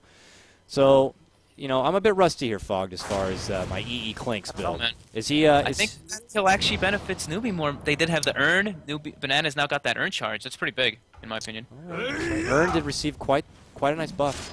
More pure damage, prevents those blinks. It's a very nice ability right now, or item rather. So, all right, you wager Newbee's getting the better of this one, but he's still weighing it about. He would love to get another kill right here, but not Who's an got a easy haste target. and a Blink Dagger. He's gonna go bottom lane and pick up his Blink. There's a global coming out. Yeah, it's top lane. Yeah, it's how. Oh my goodness, can he get it? The lingering auto attack dodged by the waveform as he moves on through, and he promptly heals up. Ooh, valiant effort from Cloud9 as they try to synergize that Silence Ultimate with EE, but it doesn't. Uh-oh, quite Pylai work out. die. And Pylai die? yeah, Is he dying somewhere? No. Oh no! Aaron Bretch on the deck, I guess, but one more smack on the backside, and boom! It's a crit. Move gets another sweet kill, and 500 gold now. He's already had that benefit of that blink, putting it to work right there, and that haste, and he's running on through. He's gonna see Bone 7 here. Uh-oh. How you doing? Slams down the clap. Can he take him down? Oh, nope, not gonna get able to burst down the Bone 7, but that's a lot more time for Bone 7 to not be getting his own Blink Dagger. He's at 1600 right now, but it's taken a lot longer than you'd like on your Bat Rider here. Yeah, definitely. And they're gonna now converge and put pressure onto this bottom tower. And I don't think C9 will be able to really react. They don't really have much. I haven't really seen anything out of AUI this game after that mid lane. It's rough. He's not really able to do anything. They're not really going for like a dual type roam with the Silencer Wraith King at all. They're just kind of trying to farm him up. And it's not really going to their advantage at all right now. They're both starting to fall behind quite heavily. Well, Radiant's it bottom looks like tower is Cloud9, they're under aware. attack. It's Sansheng who was Radiant farming that mid structures are lane, trying to get to his fortified. level 6, which he successfully does. And the second he gets it, he pulls out, which is the best choice because EE was swooping on in. They knew that they were going to try to leave him there to get all the farm he could, but he gets what he wants and he pieces out, and Cloud9 wastes their time trying to get a pick off on him. Meanwhile, bottom Radiant's lane, bottom tower they're just is knocking under on that attack. tier 1 tower here, and Dire's now they middle don't have the tower is fortification under to attack. pull it out here. I'm really concerned this game for C9 already. This Centaur has a Blink Dagger Radiant's as well. bottom tower Plus has 600 gold. fallen. Tranquil Boots, everything he's got already. And he's got levels. He's level 8. So even though Fada's got this Treads Ogre Axe, if they just jump on him, he's pretty dead. Anybody that they get on is going to die extremely quickly. Initiation is definitely of abundance here on the Dire's side of middle Newbee. tower The is blink under on attack. Centaur, the blink on Panda. Swap's going to be coming up momentarily. And you follow that up with a sweet Ice Blast and Morphling Bottom Diamond lane, in there. Pi. There's your initiation also happening. It's Pi. Can Pi TP out of this one in time? And he can. Nah, fool me once and twice and 3 times. Shame on you. But the 4th time, I'll be able to TP out of that one, says Pi. Moo thinks about using the ulti there, but then I think they're starting to learn. They're like, let's not ult Pylai die. Yeah, they're like, Use well, that- my Radiant's middle tower Let's is not under multi-ult. attack. Let's not multiple ult Pylai die. Yeah, they're like, he's quite the sponge for Radiant Cloud9, and we don't want to structures soak are that sponge with overcommitments of our ultimate, as we won't have that on the follow-up. And now they waited out, they'll just let him go. As And well. Dire's they get it top out. tower Uh-oh. is under 7. attack. Bone 7. Oh no! I was like looking down, I didn't quite see him, but he was trying to still farm up that Blink Dagger. And, well, he got the Blink Dagger. It Yeah, before he died. he got it right at the Dire's end right top there, tower but is under that attack. allows Newbee to get the kill on him and take the tier 1 tower. That's 3 tier 1s already down at 13 minutes in. Fogged, I'm getting Radiant's concerned middle too. tower is under attack. Ah, man, I don't know. The Razor's gonna be able to do a decent amount with. Dire's top tower. He's is just got to under rush a attack. BKB now at this point, so it just makes him a little bit weaker. But Yeah, it's gonna be odd. It's going to be odd indeed. Dire's It's literally what's going to be the best target as far as static link. They don't have a whole lot of Dire's lockdown middle to follow tower on is up under and attack. really get the most optimal damage in these fights. So, and mid lane, there's a ping there, but they have a sentry here on Sansheng. They're not looking to drop it just yet. And he I really stepped like back. I really do like what Newbee's doing right now though. They got into the enemy's face right away, and I like this Centaur Pander just for that for Newbee, because they're able to. They got a couple towers in, and then now they got some very deep aggressive wards down. So this one ward down near that Radiant Big Camp is what spotted up on 7 initially, and then they put a ward, had another ward in their jungle as well. So they just really want to keep the aggression and have map control and map dominance over C9, because they know C9 likes to split up and farm as much as possible. They're waiting a long time to see if they can get a Dire's pick off here middle on Hao, tower but there's is already under attack. reinforcements in the lane and on the way here. Howie, oh, he misses out on the stun. EE is trying to focus the tower, but that's not the best bet. And here comes the rest of Newbee. This is going to get ugly real quick for Cloud9. Howie trying to get away. He does not have level 6, so if he goes down, he is done for here.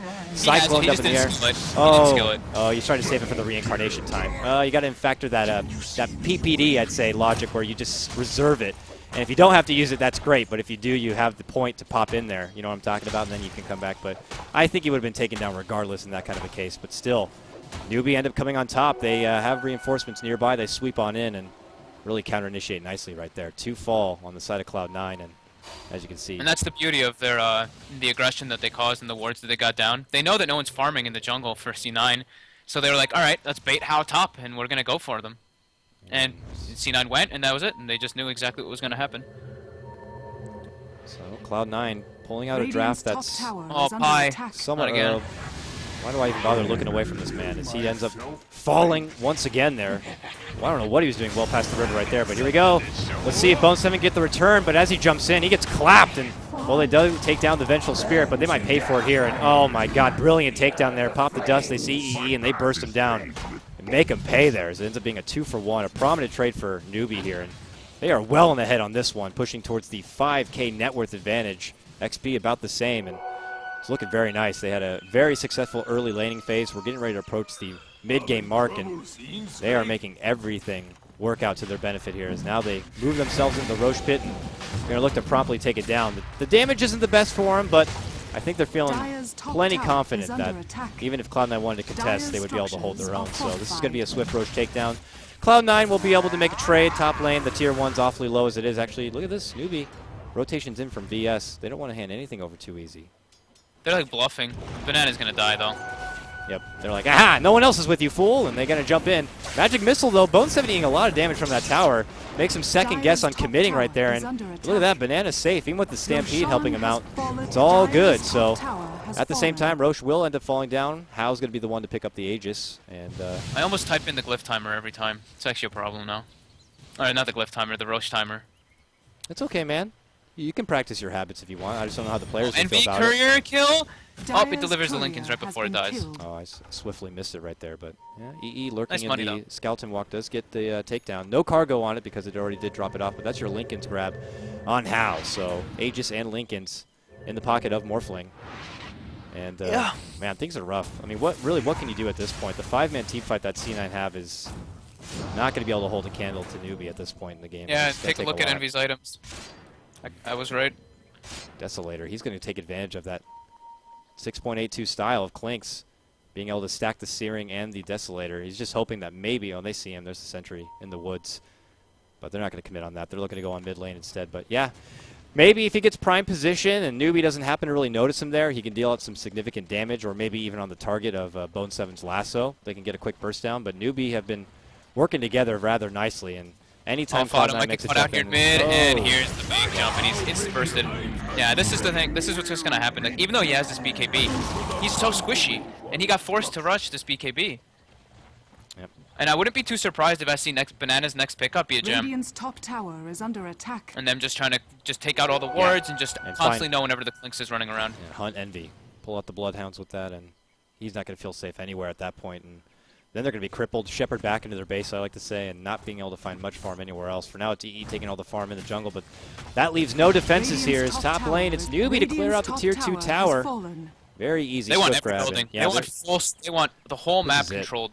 They're putting wards down as soon as they take the towers out, and just not letting C9 really farm at all. corralling And him you back watch into these line on him. He No skills worries, the reincarnation this time. So a second life. Ice Blast is going to come just a little too late. They're looking to return fire here on Rabbit. Rabbit might be taken down here. Stack Link. Nice duration here, bringing in the damage. BKB's moves on forward, but Owie's left behind here with the Brewmaster. The Bare Necessities, they move on back and should be able to swiftly take him down, but they actually do manage to strike to take down the Centaur. Fata under the gun here from Hal. We'll keep eyes right here. He does manage to burn him down. 2-for-2 trade in the end, but it's Hal. Pulls it together for his team, gets a killing spree. Bone 7 looking to fly up and above right now, but they have the obs, so they see him lingering about. And oh, jump forward here. Trying to catch him out, but Drunken Haze isn't going to do a whole lot except make him a little woozy. But here we go. Uh-oh, they see him. Oh, he's right over a sentry here. Oh, he's flirting with danger. Swap back right now. Global silence, but that doesn't matter. Global. Oh, man. Not good enough. Bone 7 also to fall, and a double Every kill. spell was Ooh. casted before the global even went off. He swapped, stunned. I don't know if he adapted strike or anything, but the swap and the stun was what mattered.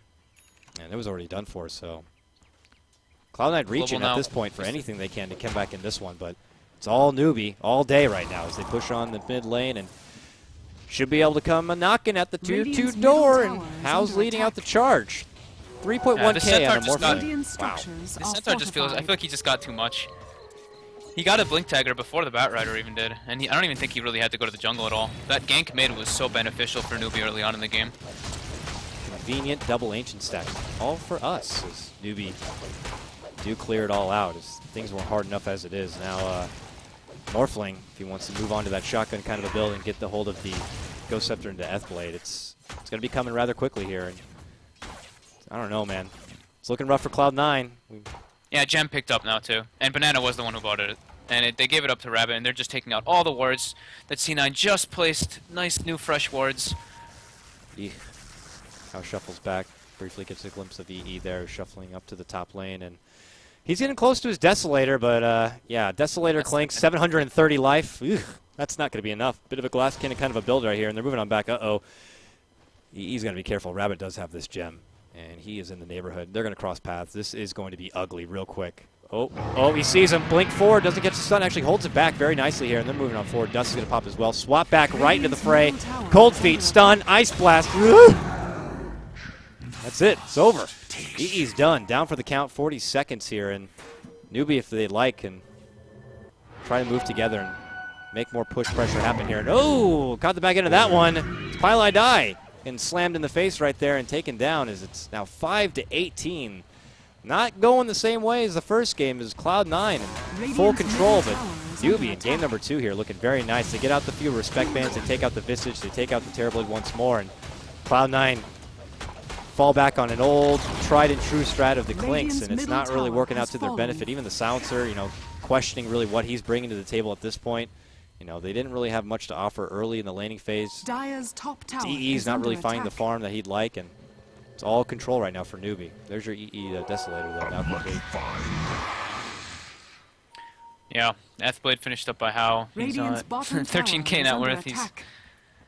pretty beefy. We got Ag Scepter finished up for Moo, so he did opt to go for that rather than this Vlad's build that we've been seeing a lot of people do. Sunsheng's getting close to his Ags, and yeah, Banana's just racking up, or Newbee's just racking up a ton of different items, while C9 are slowly picking up some, but to no avail. It's not really going to be able to do much. Radiant's bottom tower is under I'm attack. surprised that Newbee are not further. Oh, God. EE just runs right across and into Centaur, and of course they have Prime Vision, and he had just gotten back from the dead and just committed that Desolator, and he falls once more. This is potentially the makings of an early GG. I mean, I don't want to call it too soon here, but as long as Newbee just kind of hold control and don't throw this one out of the books too quickly, they should be able to get everything they want. I mean, I don't even know of a time that Bone 7 was able to primarily initiate with his Bat Rider and try to get something going. It seems like they've been on the defensive or they've just been flat out caught out from Newbee. And It seemed like they were basing this so much on the Clinks, because even, okay, Razor does great middle versus the Panda and everything, but then where's your actual follow-up damage when your Bat Rider lassos? uh-oh. I mean, Moving they're sure on there's through. follow-up. Haste. Owie's going to Why? be here. He's got a reincarnation. Oh, blink and slam stops that TP, and this could be 2 back-to-back takedowns. His He just reincarnator regened going his through. mana up to his reincarnate mana. Well, really, what good is that going to do if you just come back for another kill? He knows it too. Oh, He that falls, sucked. and He was on Agi Treads too. Like, he was on Intreads originally, then he switched to Agi Treads to try to have less mana, and he was about 5 short, and he just ticked up to the reincarnate mana right before they killed him. But really, though, it's going to delay them a bit, I suppose, and allow space for Cloud9 to try to push and find farm elsewhere. That's really what's coming all from it. 20-5, though. It's a devastatingly good lead right now for Newbee, as they are aware EE's not in their jungle, so maybe he's in our jungle. So they're going to go for the sweeps right here and see if they can catch anyone out. They ping out.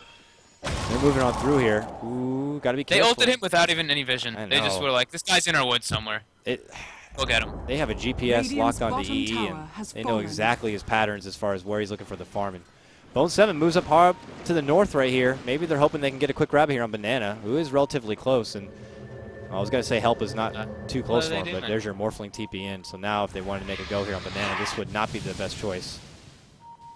What are they doing? They're backing in their base right now. Banana's like, yo, there's something going Something's on fishy in this here. top Something's up. I'm going to scout this out. Oh, my God. Oh, they know, buddy. Oh, Bone 7 does force staff to the other side of the mountain. Can he? Earn. No swap. No Courier. swap. No, he's trying to scout it out with the little courier, but it's not going to be so lucky.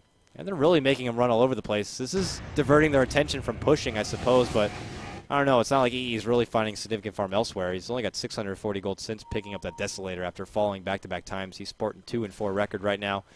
Not really the ideal situation, but he's going to run to Sansheng here. This could be a...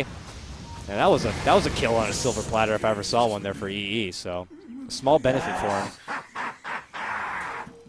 But I don't Damage know. from that Desolator searing arrows. That was like 3 shots, right? Done. Yeah.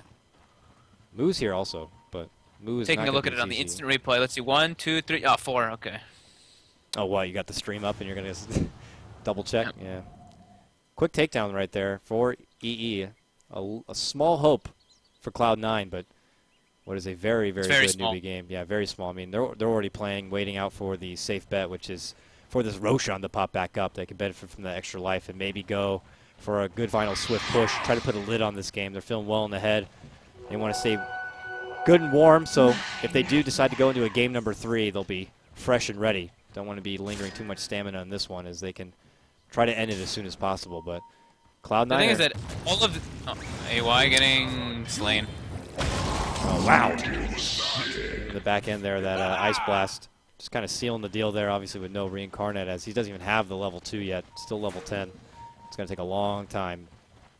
And, Yeah, it's now 7 to 20. Oh, we got another kill. You got him again. Yeah, this Ancient Apparition getting Yeah, caught man. out on his own, and EE is just benefiting from all that. So This is how all of I think all of C9's games yesterday looked though, 7 to 21.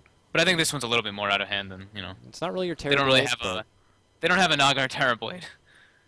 Yeah, so as long as they hold this gem and continue to do their sweeps, like this one. Oh. They don't see him. Banana does not have the gem. Banana's kind of tanky though. I don't know if you really want to mess with Banana. No. His best target's that AA, which he's now found twice, but outside of that, it's not looking too good. And Rabbit's already going to take preemptive measures for EE, even if he gets farmed up. He's got a Mystic Staff on his Centaur. He wants to get a Shiva's armor. Look at this.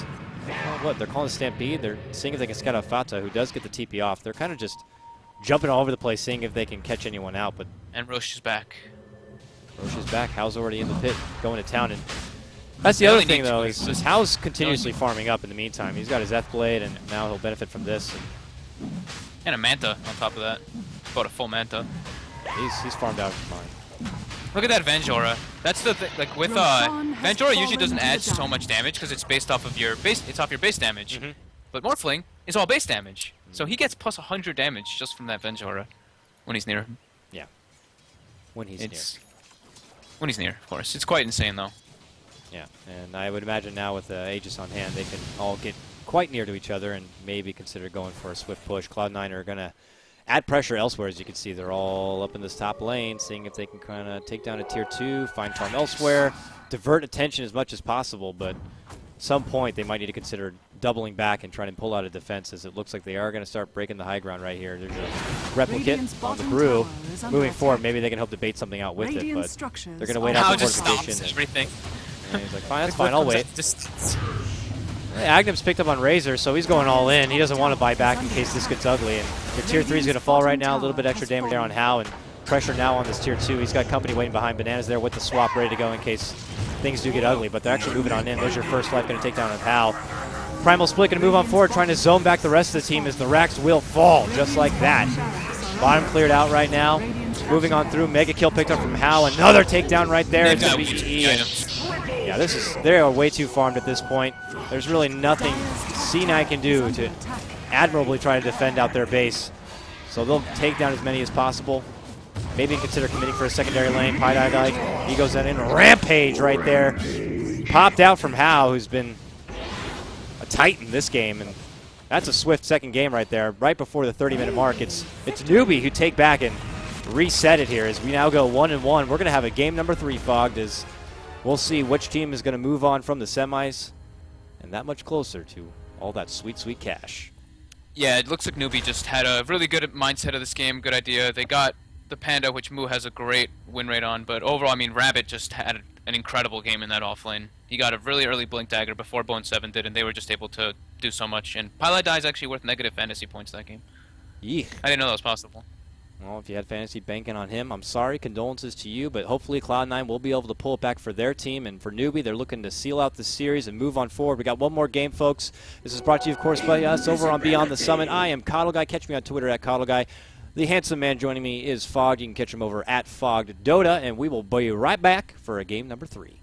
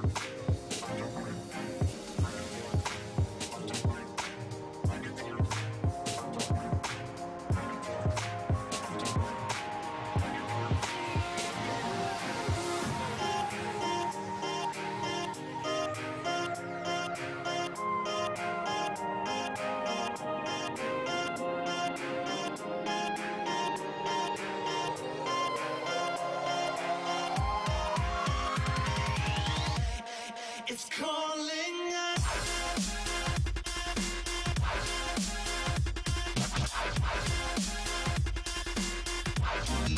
Calling out.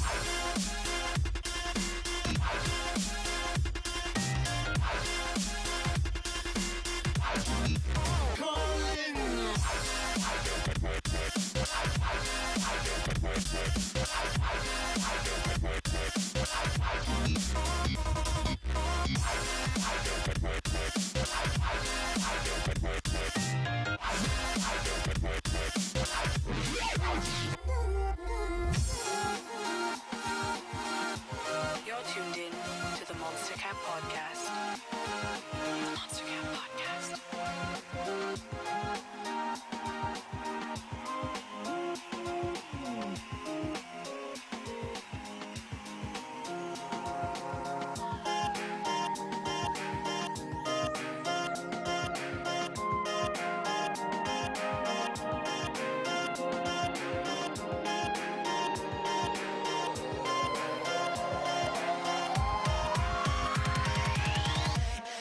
It's calling out.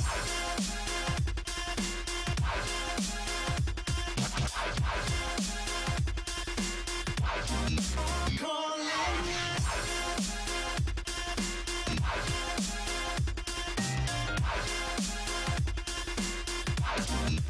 Calling out.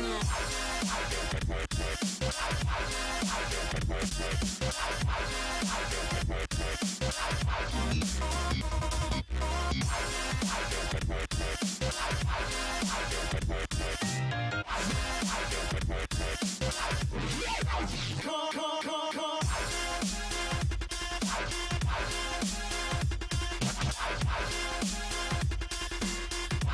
out. Calling out.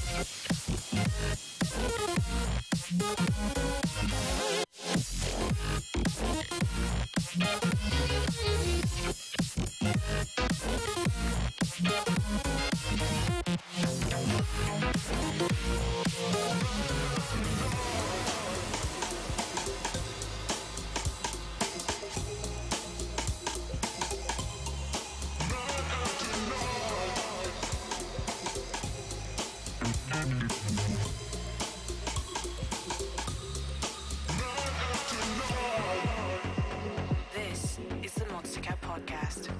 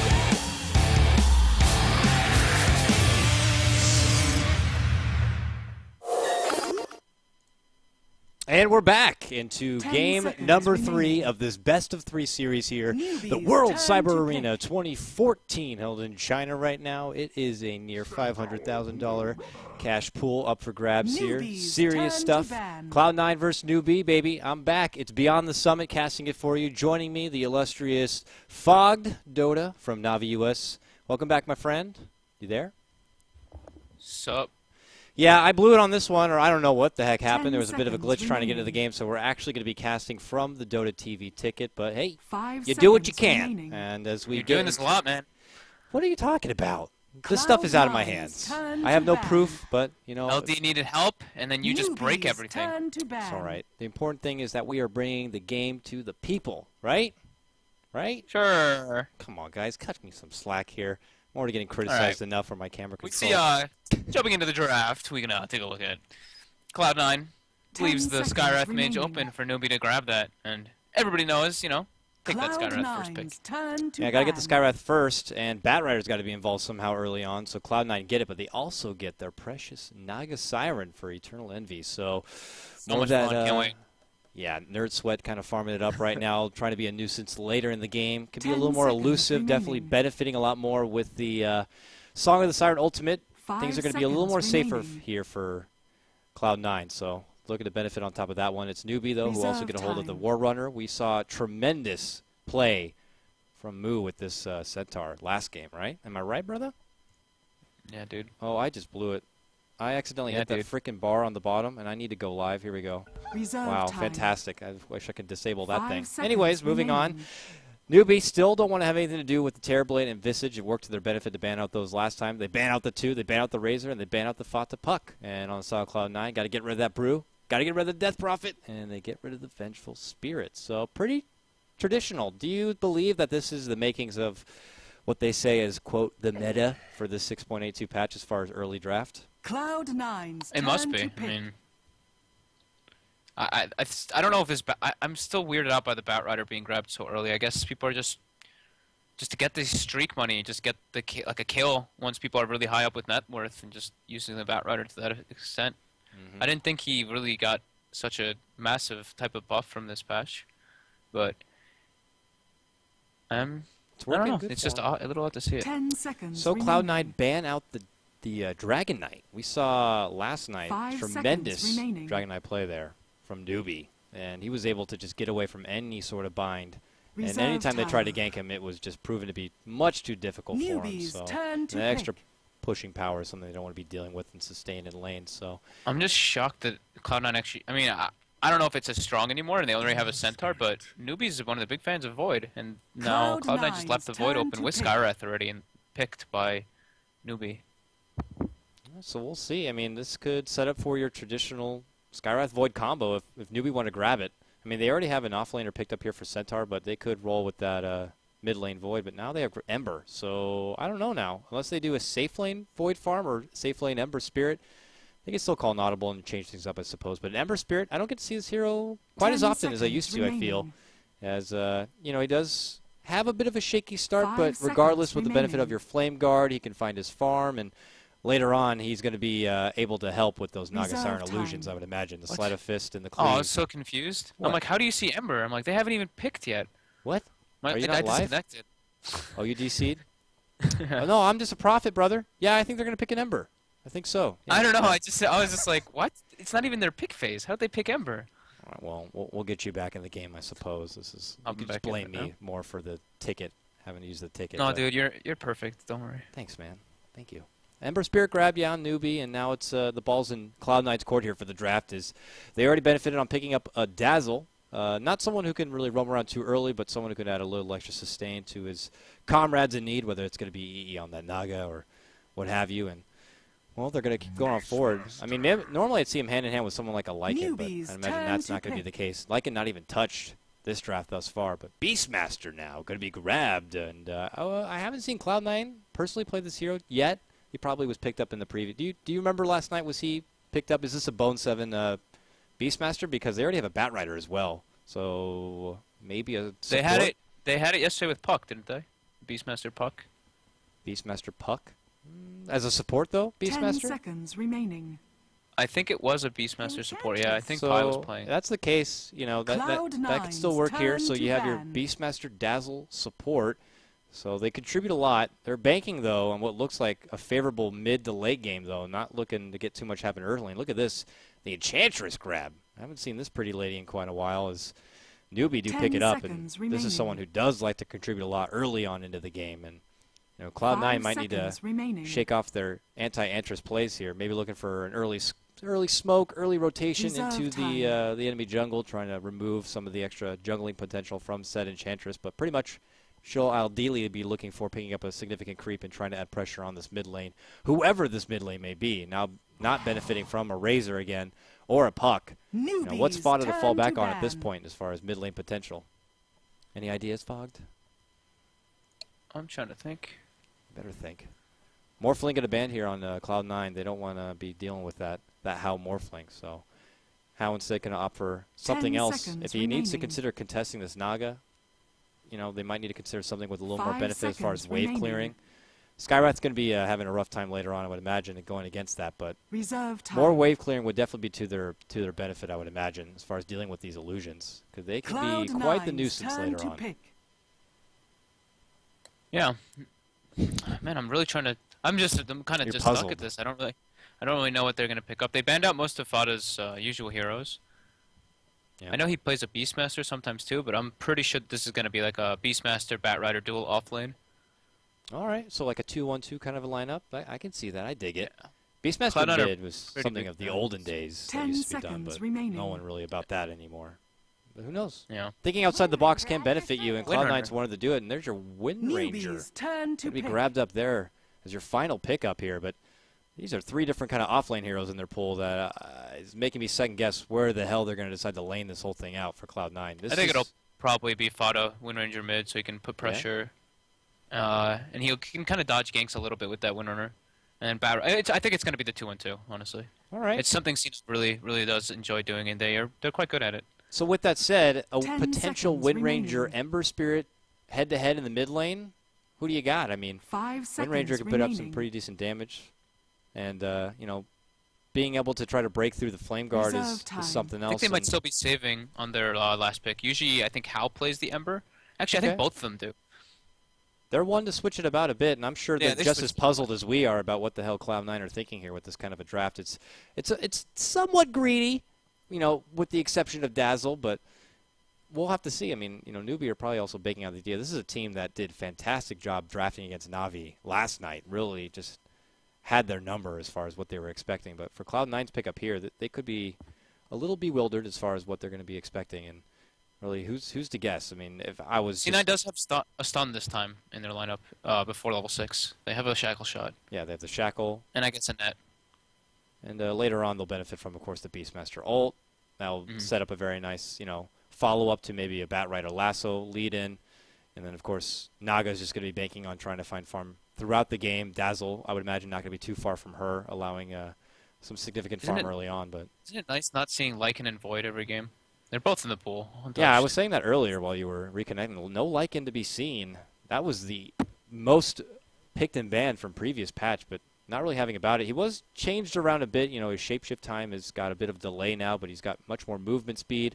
His wolves are still really good, and Howl still contributes a lot globally, but I guess you just need to have the right lineup to make it work. And they changed his base attack time when you ult as well now, so he attacks much slower when you're in that wolf form. Yeah, that's a big one, especially when you're trying to bank on some big right clicks with Abyssal. But I'm still pretty excited to watch this game, though, because I know in the Chinese scene, a lot of these teams ban, and we do get a Shadow Fiend. We're lucky enough. Hell yeah. A lot of these Chinese teams were first two banning Enchantress versus Newbee, because Banana's Enchantress is actually one of the most terrifying. Enchantress is Newbee, yeah. Enchantress, if you will, like they like to say. They're fogged. This is something we haven't seen a lot, Her being able to roam and add some early pressure on, and that could be on the Wind Ranger, but now Fata, it is going to be a mid lane Wind Ranger there. Wind Run is going to make things a little more difficult for them to try to get a hold of her, so we'll see what they can get. If she can grab a Centaur early, though, with significant lockdown, put that together with some heavy bursts, but it is looking like an Ember Spirit mid and probably a side lane farming Shadow Fiend here. Shadow Fiend, I mean, yeah, he'll be able with the raises to definitely burst down the Naga illusions, I suppose, but We'll have to see. I mean, 10 Newbee, seconds they can't allow the They've got opportunity their for a late late game game. ready. Yeah. And it's, But do you they think really- the late game can really 5 contest something seconds like a remaining. Naga, though? I mean, I'm sure they're going to wager on trying to get nerfing down her farm as much as possible and That being able to Ember, man. capitalize. But those Battle Furies are probably... yeah, Ember tier Oh, 2. and he has the Arcana, too. Look at that fiery beauty. Let me see this man. Oh, yeah, look at that. Flag in all glory. Dual swords. This man knows how to put out an ass beating, or at least it looks like it. Very fabulous. But, oh, yeah, I probably should remove spectator chat. As I remember. It's a good idea. I get to leave it on. Yeah, you can go ahead and just hear everyone talk tremendous amounts of compliments. Compliments, I'm sure. FE many of them.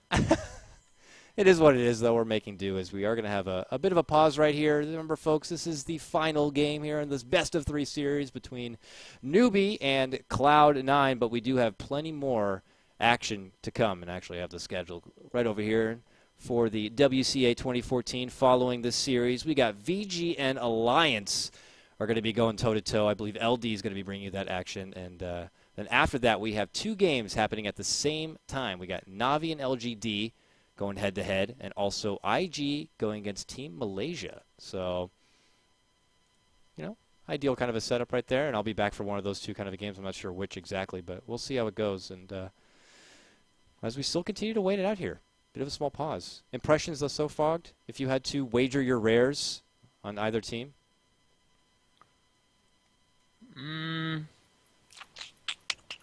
No swaps coming out, so it is the support Beastmaster.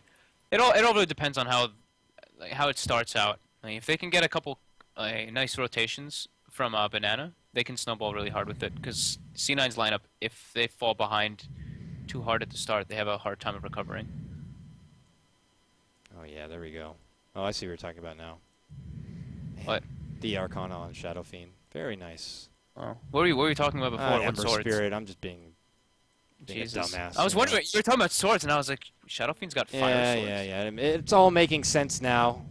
I'm delirious. I need. I was delirious too. I was clicking on Shadow Fiend and like clicking on the thing, and I'm like, he doesn't have swords. Whatever. Maybe he does for him. Whatever. What can he do, right? Scouting and checking out Cloud9. Look at this fantastic 5 right here. All right. Well, formidable lineup for them. Dazzle, another here we don't get to see a whole lot of. I'm excited. Looking to bank on and some extra bit of defensive. The minus armor works pretty good. Not true synergy with that on anyone else. And as far as Fata building a farm on your more core-oriented Wind Ranger, something we don't get to see every day unless you maybe watching an RTZ stream where he likes to play it. Grabbing up maybe an early Maelstrom, adding some significant right-click right there. But we'll It's see a mech hero. A mech hero, eh? Yeah. Good old Fada. We'll see how he makes it work here. Of course, we are paused out waiting for Banana. Apparently, he's split the game, waiting for him to come back. Yeah. And Envy is not rocking the RTZ Naga set. Let me see. Sorry, Artur. No, He's not even, using not it. even the, He's got not some- even the he's got Ice some Ice set. What has he got Nothing, here? dude. He's got some ugly stuff. He's got some ugly What is commons. this? It's a common, uncommon, rare.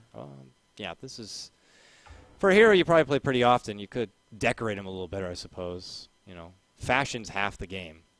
If you didn't know, Fogged. Yeah.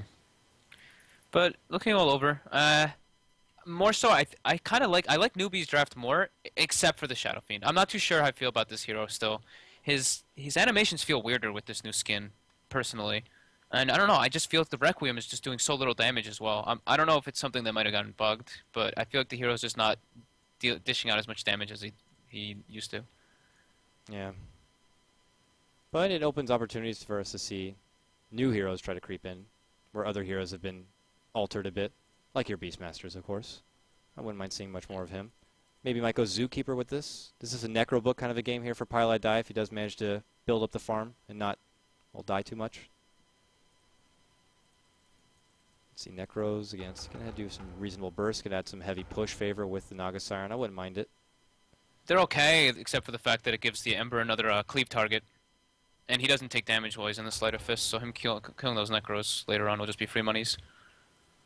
Yeah, that's going to be something to worry about. Moo is also going to be able to add a whole lot in the late game, and we'll see if Envy's going to be able to pull it through with her Naga. But yeah, we're still waiting out, Fogged. I don't know what else to do. I'm just kidding. I don't know. taking a bit of time. We've had delays before, not really as much in the game, but this is happening currently. It's a land. The good old sandboard. What are you talking about? I did that with my mouth. Wow, dude. Your boyfriend must be really proud. What the hell is your problem? Why would you do that to me? I don't know, man. I'm a jerk tonight. Oh well, it's okay. It's because of last night. I don't know. All right. Yeah, I know. I'm sorry. That was out of my hands. I wonder what's going on. Hopefully, it's not any too big of an issue. I'll give it another moment, but I mean, I hate to resort to it, but we might need to throw it to a bit of a small splash or something like that because, let's face it, I don't want to be having short talk with you a whole long while we wait for this one. Wow. Oh man. Hey, you started it, dude. You started it. Anyways, but yeah, Banana looking to get back into this one as we have delays here. Let me see if I have any updates over here on the side as far as the Skype sphere here. Nope, they're not saying anything. So pretty much out of the loop as always with this, but trying not to get too salty about it. Yeah, at least C9 does have a pretty good Roche lineup, I guess. Just a Beastmaster Aura helps out a lot. They don't really have the best for killing it other than that. The heal's nice, I guess. Now, I have you here as a player, and I want to know, okay, because it was all about the Dire and their Roche advantage in the previous I'm just patch. trying to take a look at what else to talk about. No, I know. I'm echoing off that. I'm using it. Now, as a player, do you think the Dire advantage for Roche is the same? Roche has moved. Do you still think they have a slight advantage for taking Roche? Or is it just now more up in the air with his new location? In general, I think it's now a little more up in the air. The pit's just strange. It still feels tiny to me. It's super tiny, dude. This is they as tiny as my New York City apartment right here. This thing is cramped. I don't even know. Dude, Roshan's pretty big. I don't know, man. You get in there, you're bumping uglies, you're hitting elbows, trying to fight the big guy, and you're like, I just want to get an Aegis, bro. Anyways, there we go. We're finally back and underway. A sigh of relief out from ourselves, and I'm sure as many of the viewers are rip-roared and ready to go. Anyways, I'll lead things off. We got Newbee on your Radiant side for this third game rather, go around. It's Moo. He's playing your Arcana Swag Fiend right here on the Shadow. We got San Shang repping your Skywrath Mage. Up and ahead, we got Hao. They swapped. They did swap right there. Hao's now playing that Ember. Well, nice. Yeah, Hao and Moo were switched up. Moo was playing the Ember Spirit beforehand, and I guess they just swapped it. I wonder if they were second-guessing it during that bit of a pause, tactically thinking it out, or maybe they had it in mind. But regardless, yeah, it's going to be Moo playing the Shadow Fiend, and on the bottom it's Banana playing your Enchantress. They're scouting out. They know that there's going to be a sweep through as expected from Cloud9. They know they got a jungling hero, so it's kind of our job to sweep through and put down some wards, make sure we have proper intel and vision that this Enchantress, if she bothers even trying to make something happen, we'll know exactly what the hell's happening here. 30 so seconds Newbee are to playing it battle. extra safe. They're waving it back right here. Hao's lingering nearby. But to finish out your roundup here for Newbee, it's Rabbit revisiting the Centaur. He's up in the offlane doing his own solo thing right here. And oh, look at that. Even the very abrupt forward Sentry Ward taking out that big camp down there. So Enchantress going to have to really stretch to find the creeps that she would like early on in the game. Oh, she knows it, though. She moves over. She's going to put down a sentry, and she's going to take this fog. I would think. Let's see if she finds the right one. She's going to put it in the back. It's not going to get it first. Nope, that's and not then it. the second one is going to be... Comforting dazzle of regeneration. Come on, girl. You got to put it in a different spot than that if you want to catch it. Oh, she's not going to go for it, so they will lose that camp. So nice ward placement there Wow, from and C9. he's not going to have either. He's not going to have any of them. Bummer. All right. Cloud9, I forgot who they are. Fogged. Want to remind me? Yep, we got it. Eternal Envy playing he loves illusions, so, he's playing one of those illusion heroes. He's got the Naga Siren. We have Fada playing on the Windrunner mid. Wind Ranger. Not seen too often. She's still pretty interesting hero.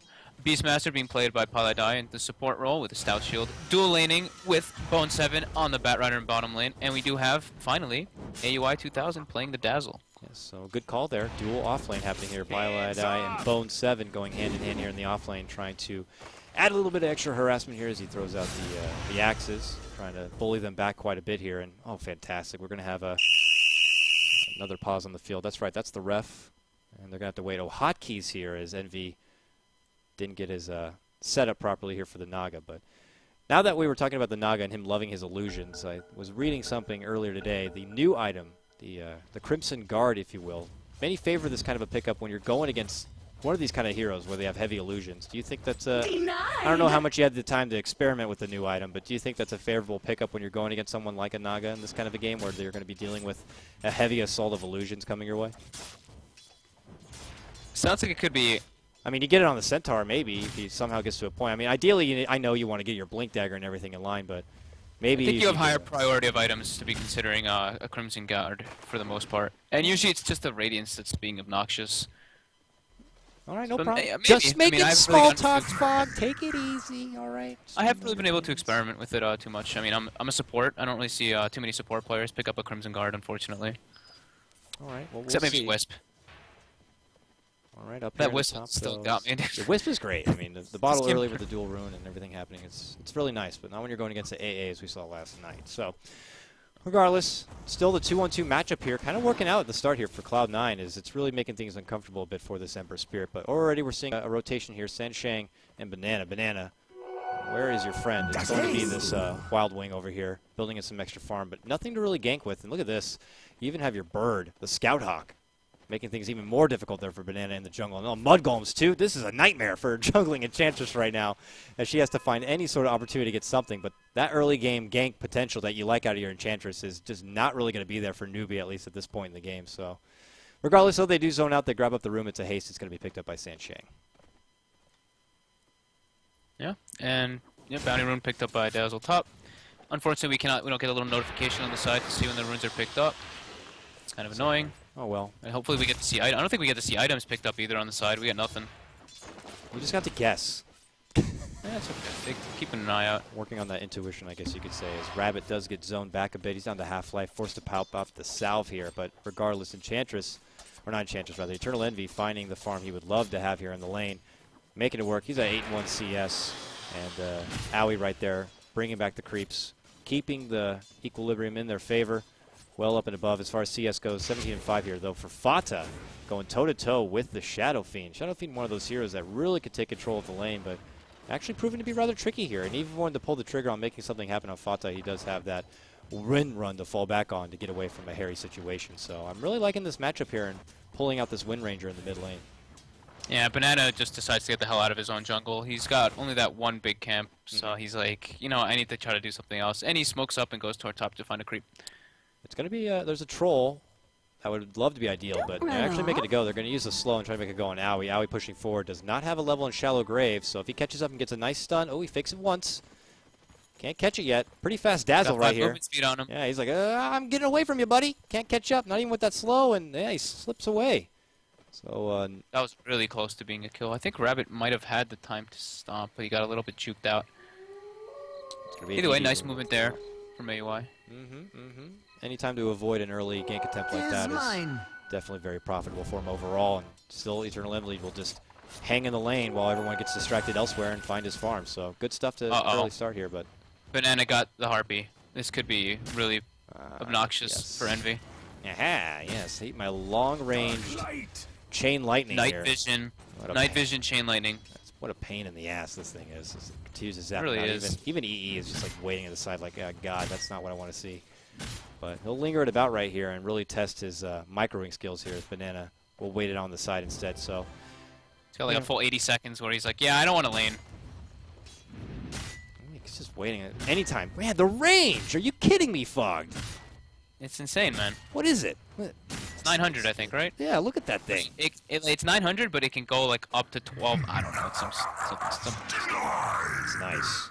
Shadow Fiend had that DD, so he's using it to his benefit, finding the CS, but we're seeing a rotation come in, an early rotation from a Bat Rider here.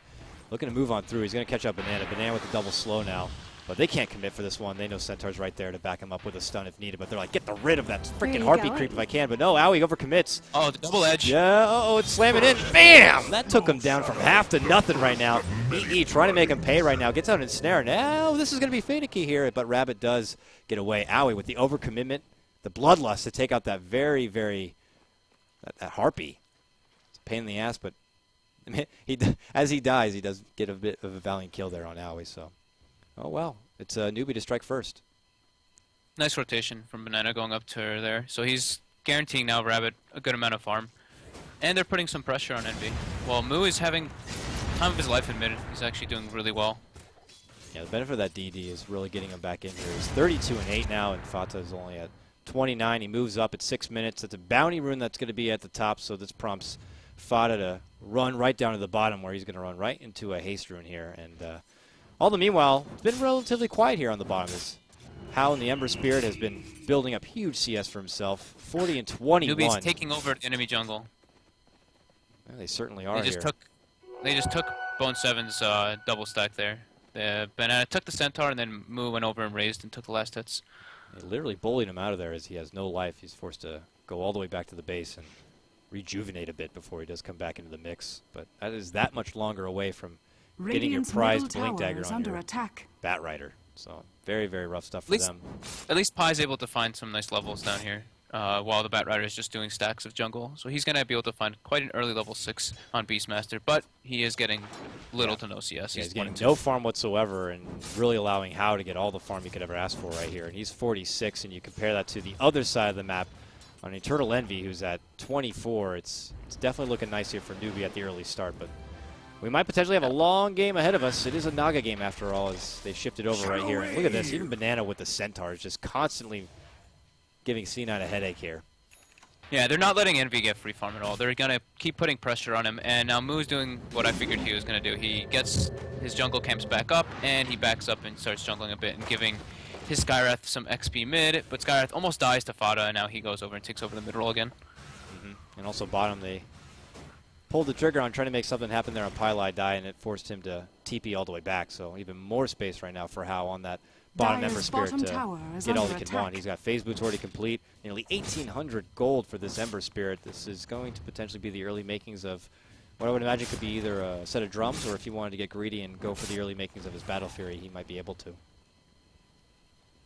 Usually we see the drum. I think it's quite a nice pickup. Those stats and the movement speed help you out quite a lot. Perseverance, not really so much. And now Bone 7 resorting to getting up and above this cliff right here, finding some farm here on this little side camp, but constantly on the worry here is Banana's taking over their jungle. If you're going to take my jungle away from me, I'm just going to move myself into your side of things and just make things even more difficult for you. As it is Centaur again, finding some good farm, and we saw it last game as Rabbit now getting near 1,800 gold. He's going to have a pretty good time Blink Dagger here for being an offlane Centaur. But no, there's your Stampede call, and it's actually on the mid lane as they move on through. I missed that one. Oh, fantastic stuff is Fata able to catch up with Sancheng and take out the Skywrath Mage. Yeah, just the right clicks from Fata, and then just a nice Shackle Power shot ends up cleaning him up. And meanwhile, on the bottom lane, Ember making it go and takes it out. I've caught the back end of that one. I'm on fire right now, Fog, by the way. And so is Hao as he uses that Flame Guard and bursting down that Pylai die in the bottom lane. Yeah, he used only one remnant there. Sorry, maybe I'll just yell when I see it happening, because I've had my camera on. Oh, feel free to yell, my friend. Yeah, feel free. As I also have to concentrate on making sure I get the fight recap out, make my camera nice and smooth. You know, it's just one of the many things. But meanwhile, top lane, Rabbit eating a bit of harassment right here. Banana moving on through, pops out the Hadouken right there on EE and trying to zone him back as much as possible. EE, I don't know. I mean, he's got his Bassi together. Could go for the Aquila in the standard build if he wants to go drums, or he might be pressured into committing to an early Radiance build right now to try to find some easy relative farm for himself. But yeah, and speaking of the standard build, it looks like Moo is going the standard Mech Shadow Fiend now. Under attack. Mech Shadow Radiant's Fiend. bottom tower is under That's attack. funky. Mushi's been doing it. Mushi did it last night, and he's been doing it for quite a while. All right, I'm liking it. I'm digging it. So right now he raises up, finds that big farm, and he is about one step away from completing out that mechanism. Why'd you go ahead and inform me then? As a guy who doesn't play Shadow Fiend very often, or maybe there's some viewers out there who don't know, what is it that makes a mech such a great pickup right there? Is it just that someone on your team needs to get a hold of a mech, or does it add just extra sustain and extra armor for the Shadow Fiend to work with? Is under attack. Potentially making. I mean, I guess this game, just because their other two cores are farming so well, but normally I don't know. I don't really understand the mech Shadow Fiend too much. Dire's structures are are fortified. In this instance, they have a lot of extra things to like just be ready for, just in case. Like the Ember Spirit's getting really good farm. The Centaur's got a blink already, super early in the game, and his levels. So I guess there's no point in him not building the mech at this point, because Banana's not really able to get the money for that. So he just decides, you know what, we need this mech nice and early. I'll just grab it. All right, Fata rotates to the bottom, throws out the early latch. It's going to be on Moo here, but there's Rabbit to come in right from behind, jumps up with a nice stun, catches Bone 7 in place, and Bone 7 now desperately pulls out the lasso, looking to pull Moo all the way back and through the fire here so he can burst him down, but it's to no avail. He ends up falling, and now Fata under the gun right now. They're looking to push on through. They silence him up as they do end up taking down the Shadow Fiend in the mid-time. It's a 1-for-1 trade. They would love to get two, but Fata pulls out the win run and is able to retreat up to the north into the hands of Aoi, who does heal him up. So A 1-for-1 trade advantage for Newbee, or what, 2-for-1. Man, what is happening in this game? I missed that completely in the mid lane as Beastmaster gets taken down from How. I don't know if you caught that, but I wasn't catching that one. I was more so looking at the courier was like running with the mech. It almost got there in time to shave Shadow Fiend, but Rabbit did something really greedy there. Instead of just double edging and probably dying, he let his Shadow Fiend just get ticked out to that Firefly. I think he would have just saved him straight up if he just double edged the guy right away and let himself die. I think that's probably worth it, saving your Shadow Fiend over yourself as a Centaur.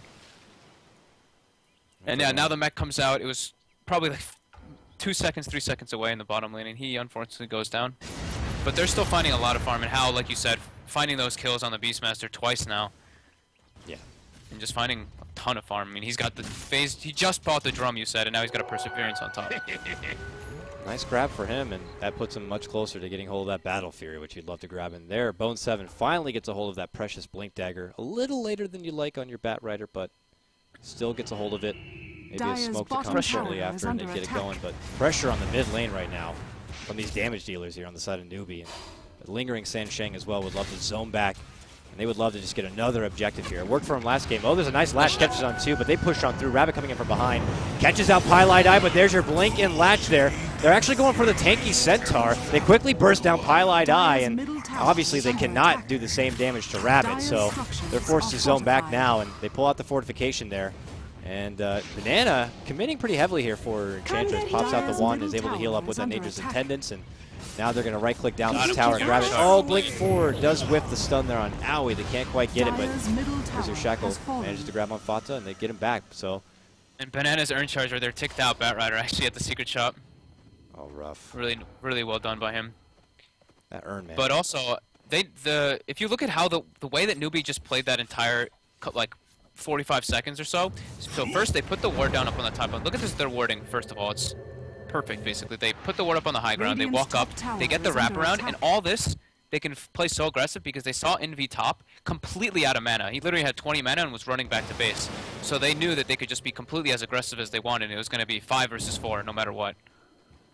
So Newbee looking to hold on to this very early advantage that they've gotten a hold of, and trying to minimize the farm potential of Eternal Envy on this Naga. Actually, they get a nice latch there on Fata, but just trying to hold them back here, and they want to clear out 3 tier 1s. And that's the game plan when you're going against a Naga. If you want to be able to hinder the farm as much as possible, and if they can push them all the way back by taking down these towers and then laying out some very aggressive wards, that would be very nice grab. So, but in the meantime, we haven't heard a lot from Eternal Envy here in this game. He is going to go right for that Radiance build. He's getting closer to that Sacred Relic. No mana on hand right now, but I think Newbee know that even if they wanted to make a jump on the Naga, she has that Song of the Siren to fall back on. They can't really get away from that. So they're going to just add pressure everywhere. Now I'm going to cycle like a noob. Do you know if the new Urn actually disables Tranquil Boots? I don't think it does, but I'm not sure. It's an excellent question, Fogged. Uh-oh. I'm going to I go was ahead just and curious. I'll just dodge that question by talking about this right here. As Rabbits and I Viz. should know. I should be the one knowing the answer anyways. Thank you for taking the blame on that one.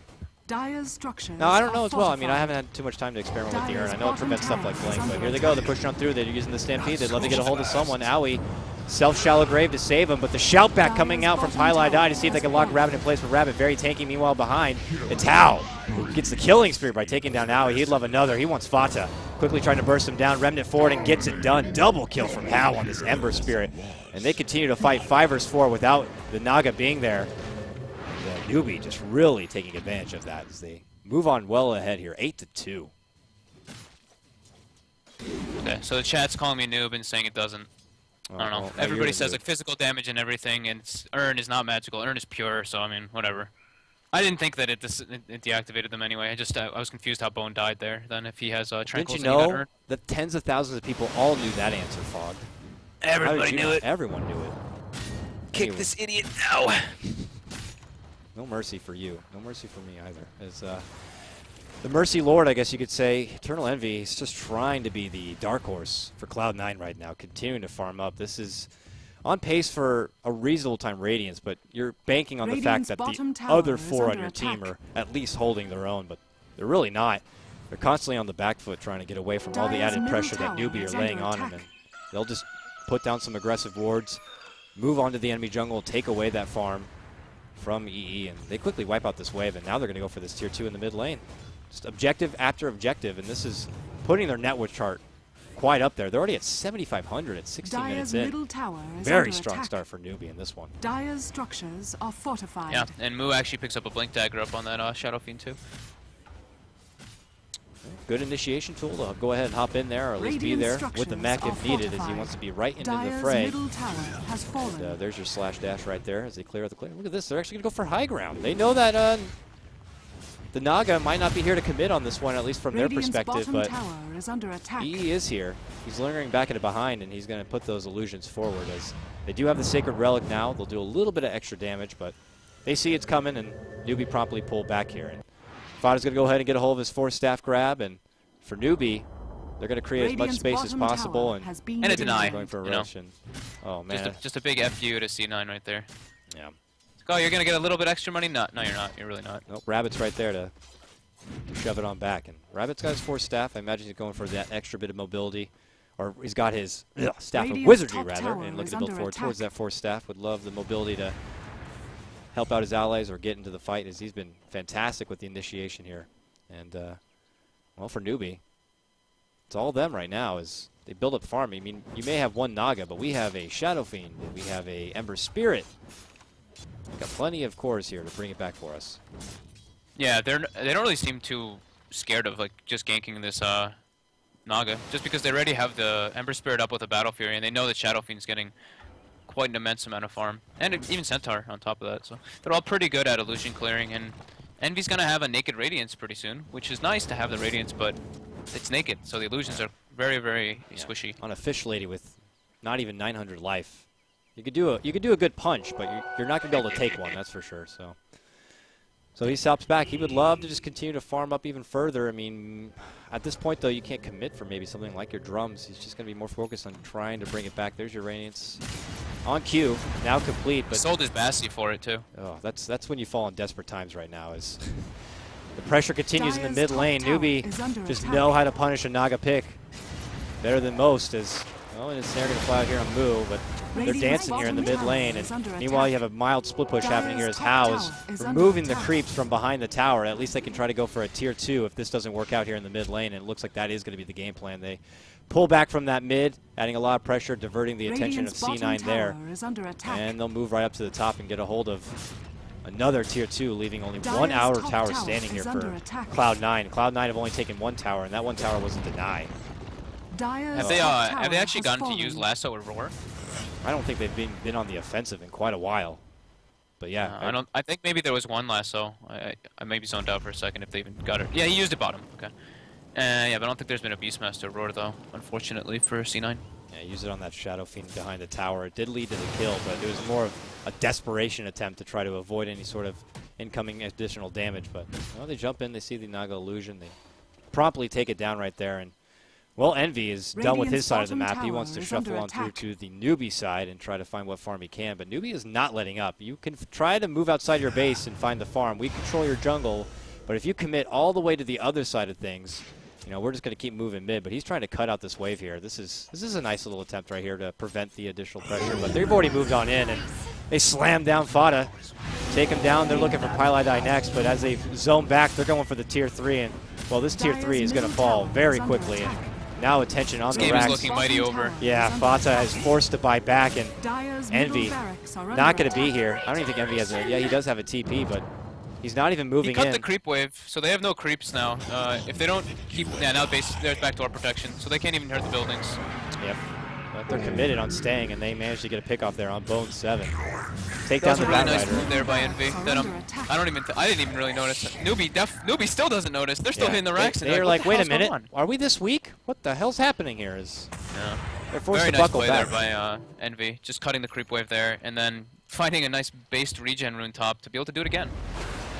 Yeah, but they're like, all right, we know what the hell's happening here, and it's Rabbit that's on the scene as he buckles back, seeing if he can get a hold of this Naga and prevent them from adding that extra bit of pressure.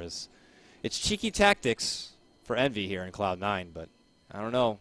Their team is already feeling like it's kind of on life support, and they're trying to bring it back for him. And I mean, Newbee, if they wanted, I suppose they could go for a Roche. I mean, it's favorable for them if they wanted to try to go for a team fight. But I don't know. What do you think? Maybe they worried that Envy would sneak on there with the Song of the Siren and try to go for an upper hand on a team fight. But they're committed to pushing this mid lane. They really don't need to go for anything like a Roche. There's no. Sure, they could get it, but the risk of Naga sleeping and then something chaotic happening, I'm sure they wouldn't really gain too much out of it. But they're perfectly fine with just, we're gonna take these racks and we're gonna choke you in your base. Yeah, no more backdoor protection for now at least, and he's not behind trying to do the same maneuver on this one. Now they're adding pressure. Twilight Die gets caught out and already eats big damage from that leap in from Hao. There's your flame break, trying desperately to slow them down and burst down. The power shot not going to be on the mark. They're forced to pull out the fortification. And Newbee are not letting up. They are not letting up one bit. They have an objective in mind, and they want to get it done. /4, there's your latch. It actually catches on Hao and Banana, but there's your racks down, and this is rough. 22 minutes in, Cloud9. They lose this one. They get shoved down into the loser's bracket. Still alive in the tournament, but ideally, they would love to stay in the upper winner bracket. And for Newbee, coming back 2 games after a rough first game is looking pretty nice for them. I think they just realized their mistake. They're like, we need to just be full on aggression versus this Cloud9 team. Because the way that Cloud9 really does play is they take advantage of Highlight Die, dead. Don't even try to run outside the front gate because we are watching right now as they quickly take him apart, just punish before he tries to get anywhere. C9 likes to pick a lot of farming heroes and then take the game closer to the late game and split push, and I guess you can say rat Dota, since people love that term. They love it, especially when there's a Naga in the game. Yeah. Oh no! Look at this! No. Look at this! Yummy, yummy, yummy in my tummy. I like to say there's what is that? 3 stacks of creeps that are just ripe for the picking right there. Our whole team will just kind of clear this one up. And condolences to you, sir. And well, now they might potentially catch him out. And he's forced to pull out the song. Takes a concussive shot on the back end, but ultimately able to get away with that safety net. But now this is a song. That could have been so close if Hao did the double spirits. Well, if Remnant and then Remnant while he's Remnanting, you can actually shackle mid Remnant. Really? Through the song? Wow. That's nice. If you can do it all in midair. I mean, I think I've seen somebody do it before is the only reason I say that. All right, well, they take the opportunity to just move themselves in the Roche pit and look to take it down. And now with that song on cooldown, things could be a little bit easier for them if they decide to either add pressure on Envy or on the base. So second Battle Fury coming out for Hao in a second. Yeah, those illusions are pretty much going to be dead immediately in the water. They're actually, the illusions are just going to make everybody take more damage if they're even near anybody. Well, they're moving on through. They know EE is trying to cut this wave, and they're blinking forward. They're trying to catch him. He has no song. He's going to hide out behind the trees. Moo, with that 6th sense, can he spot him out? This is a little close for comfort here. Uh-oh. He's going to just continue to wait it about. He does have the TP. Wow, they just know. They're in there. They see him. No stun yet.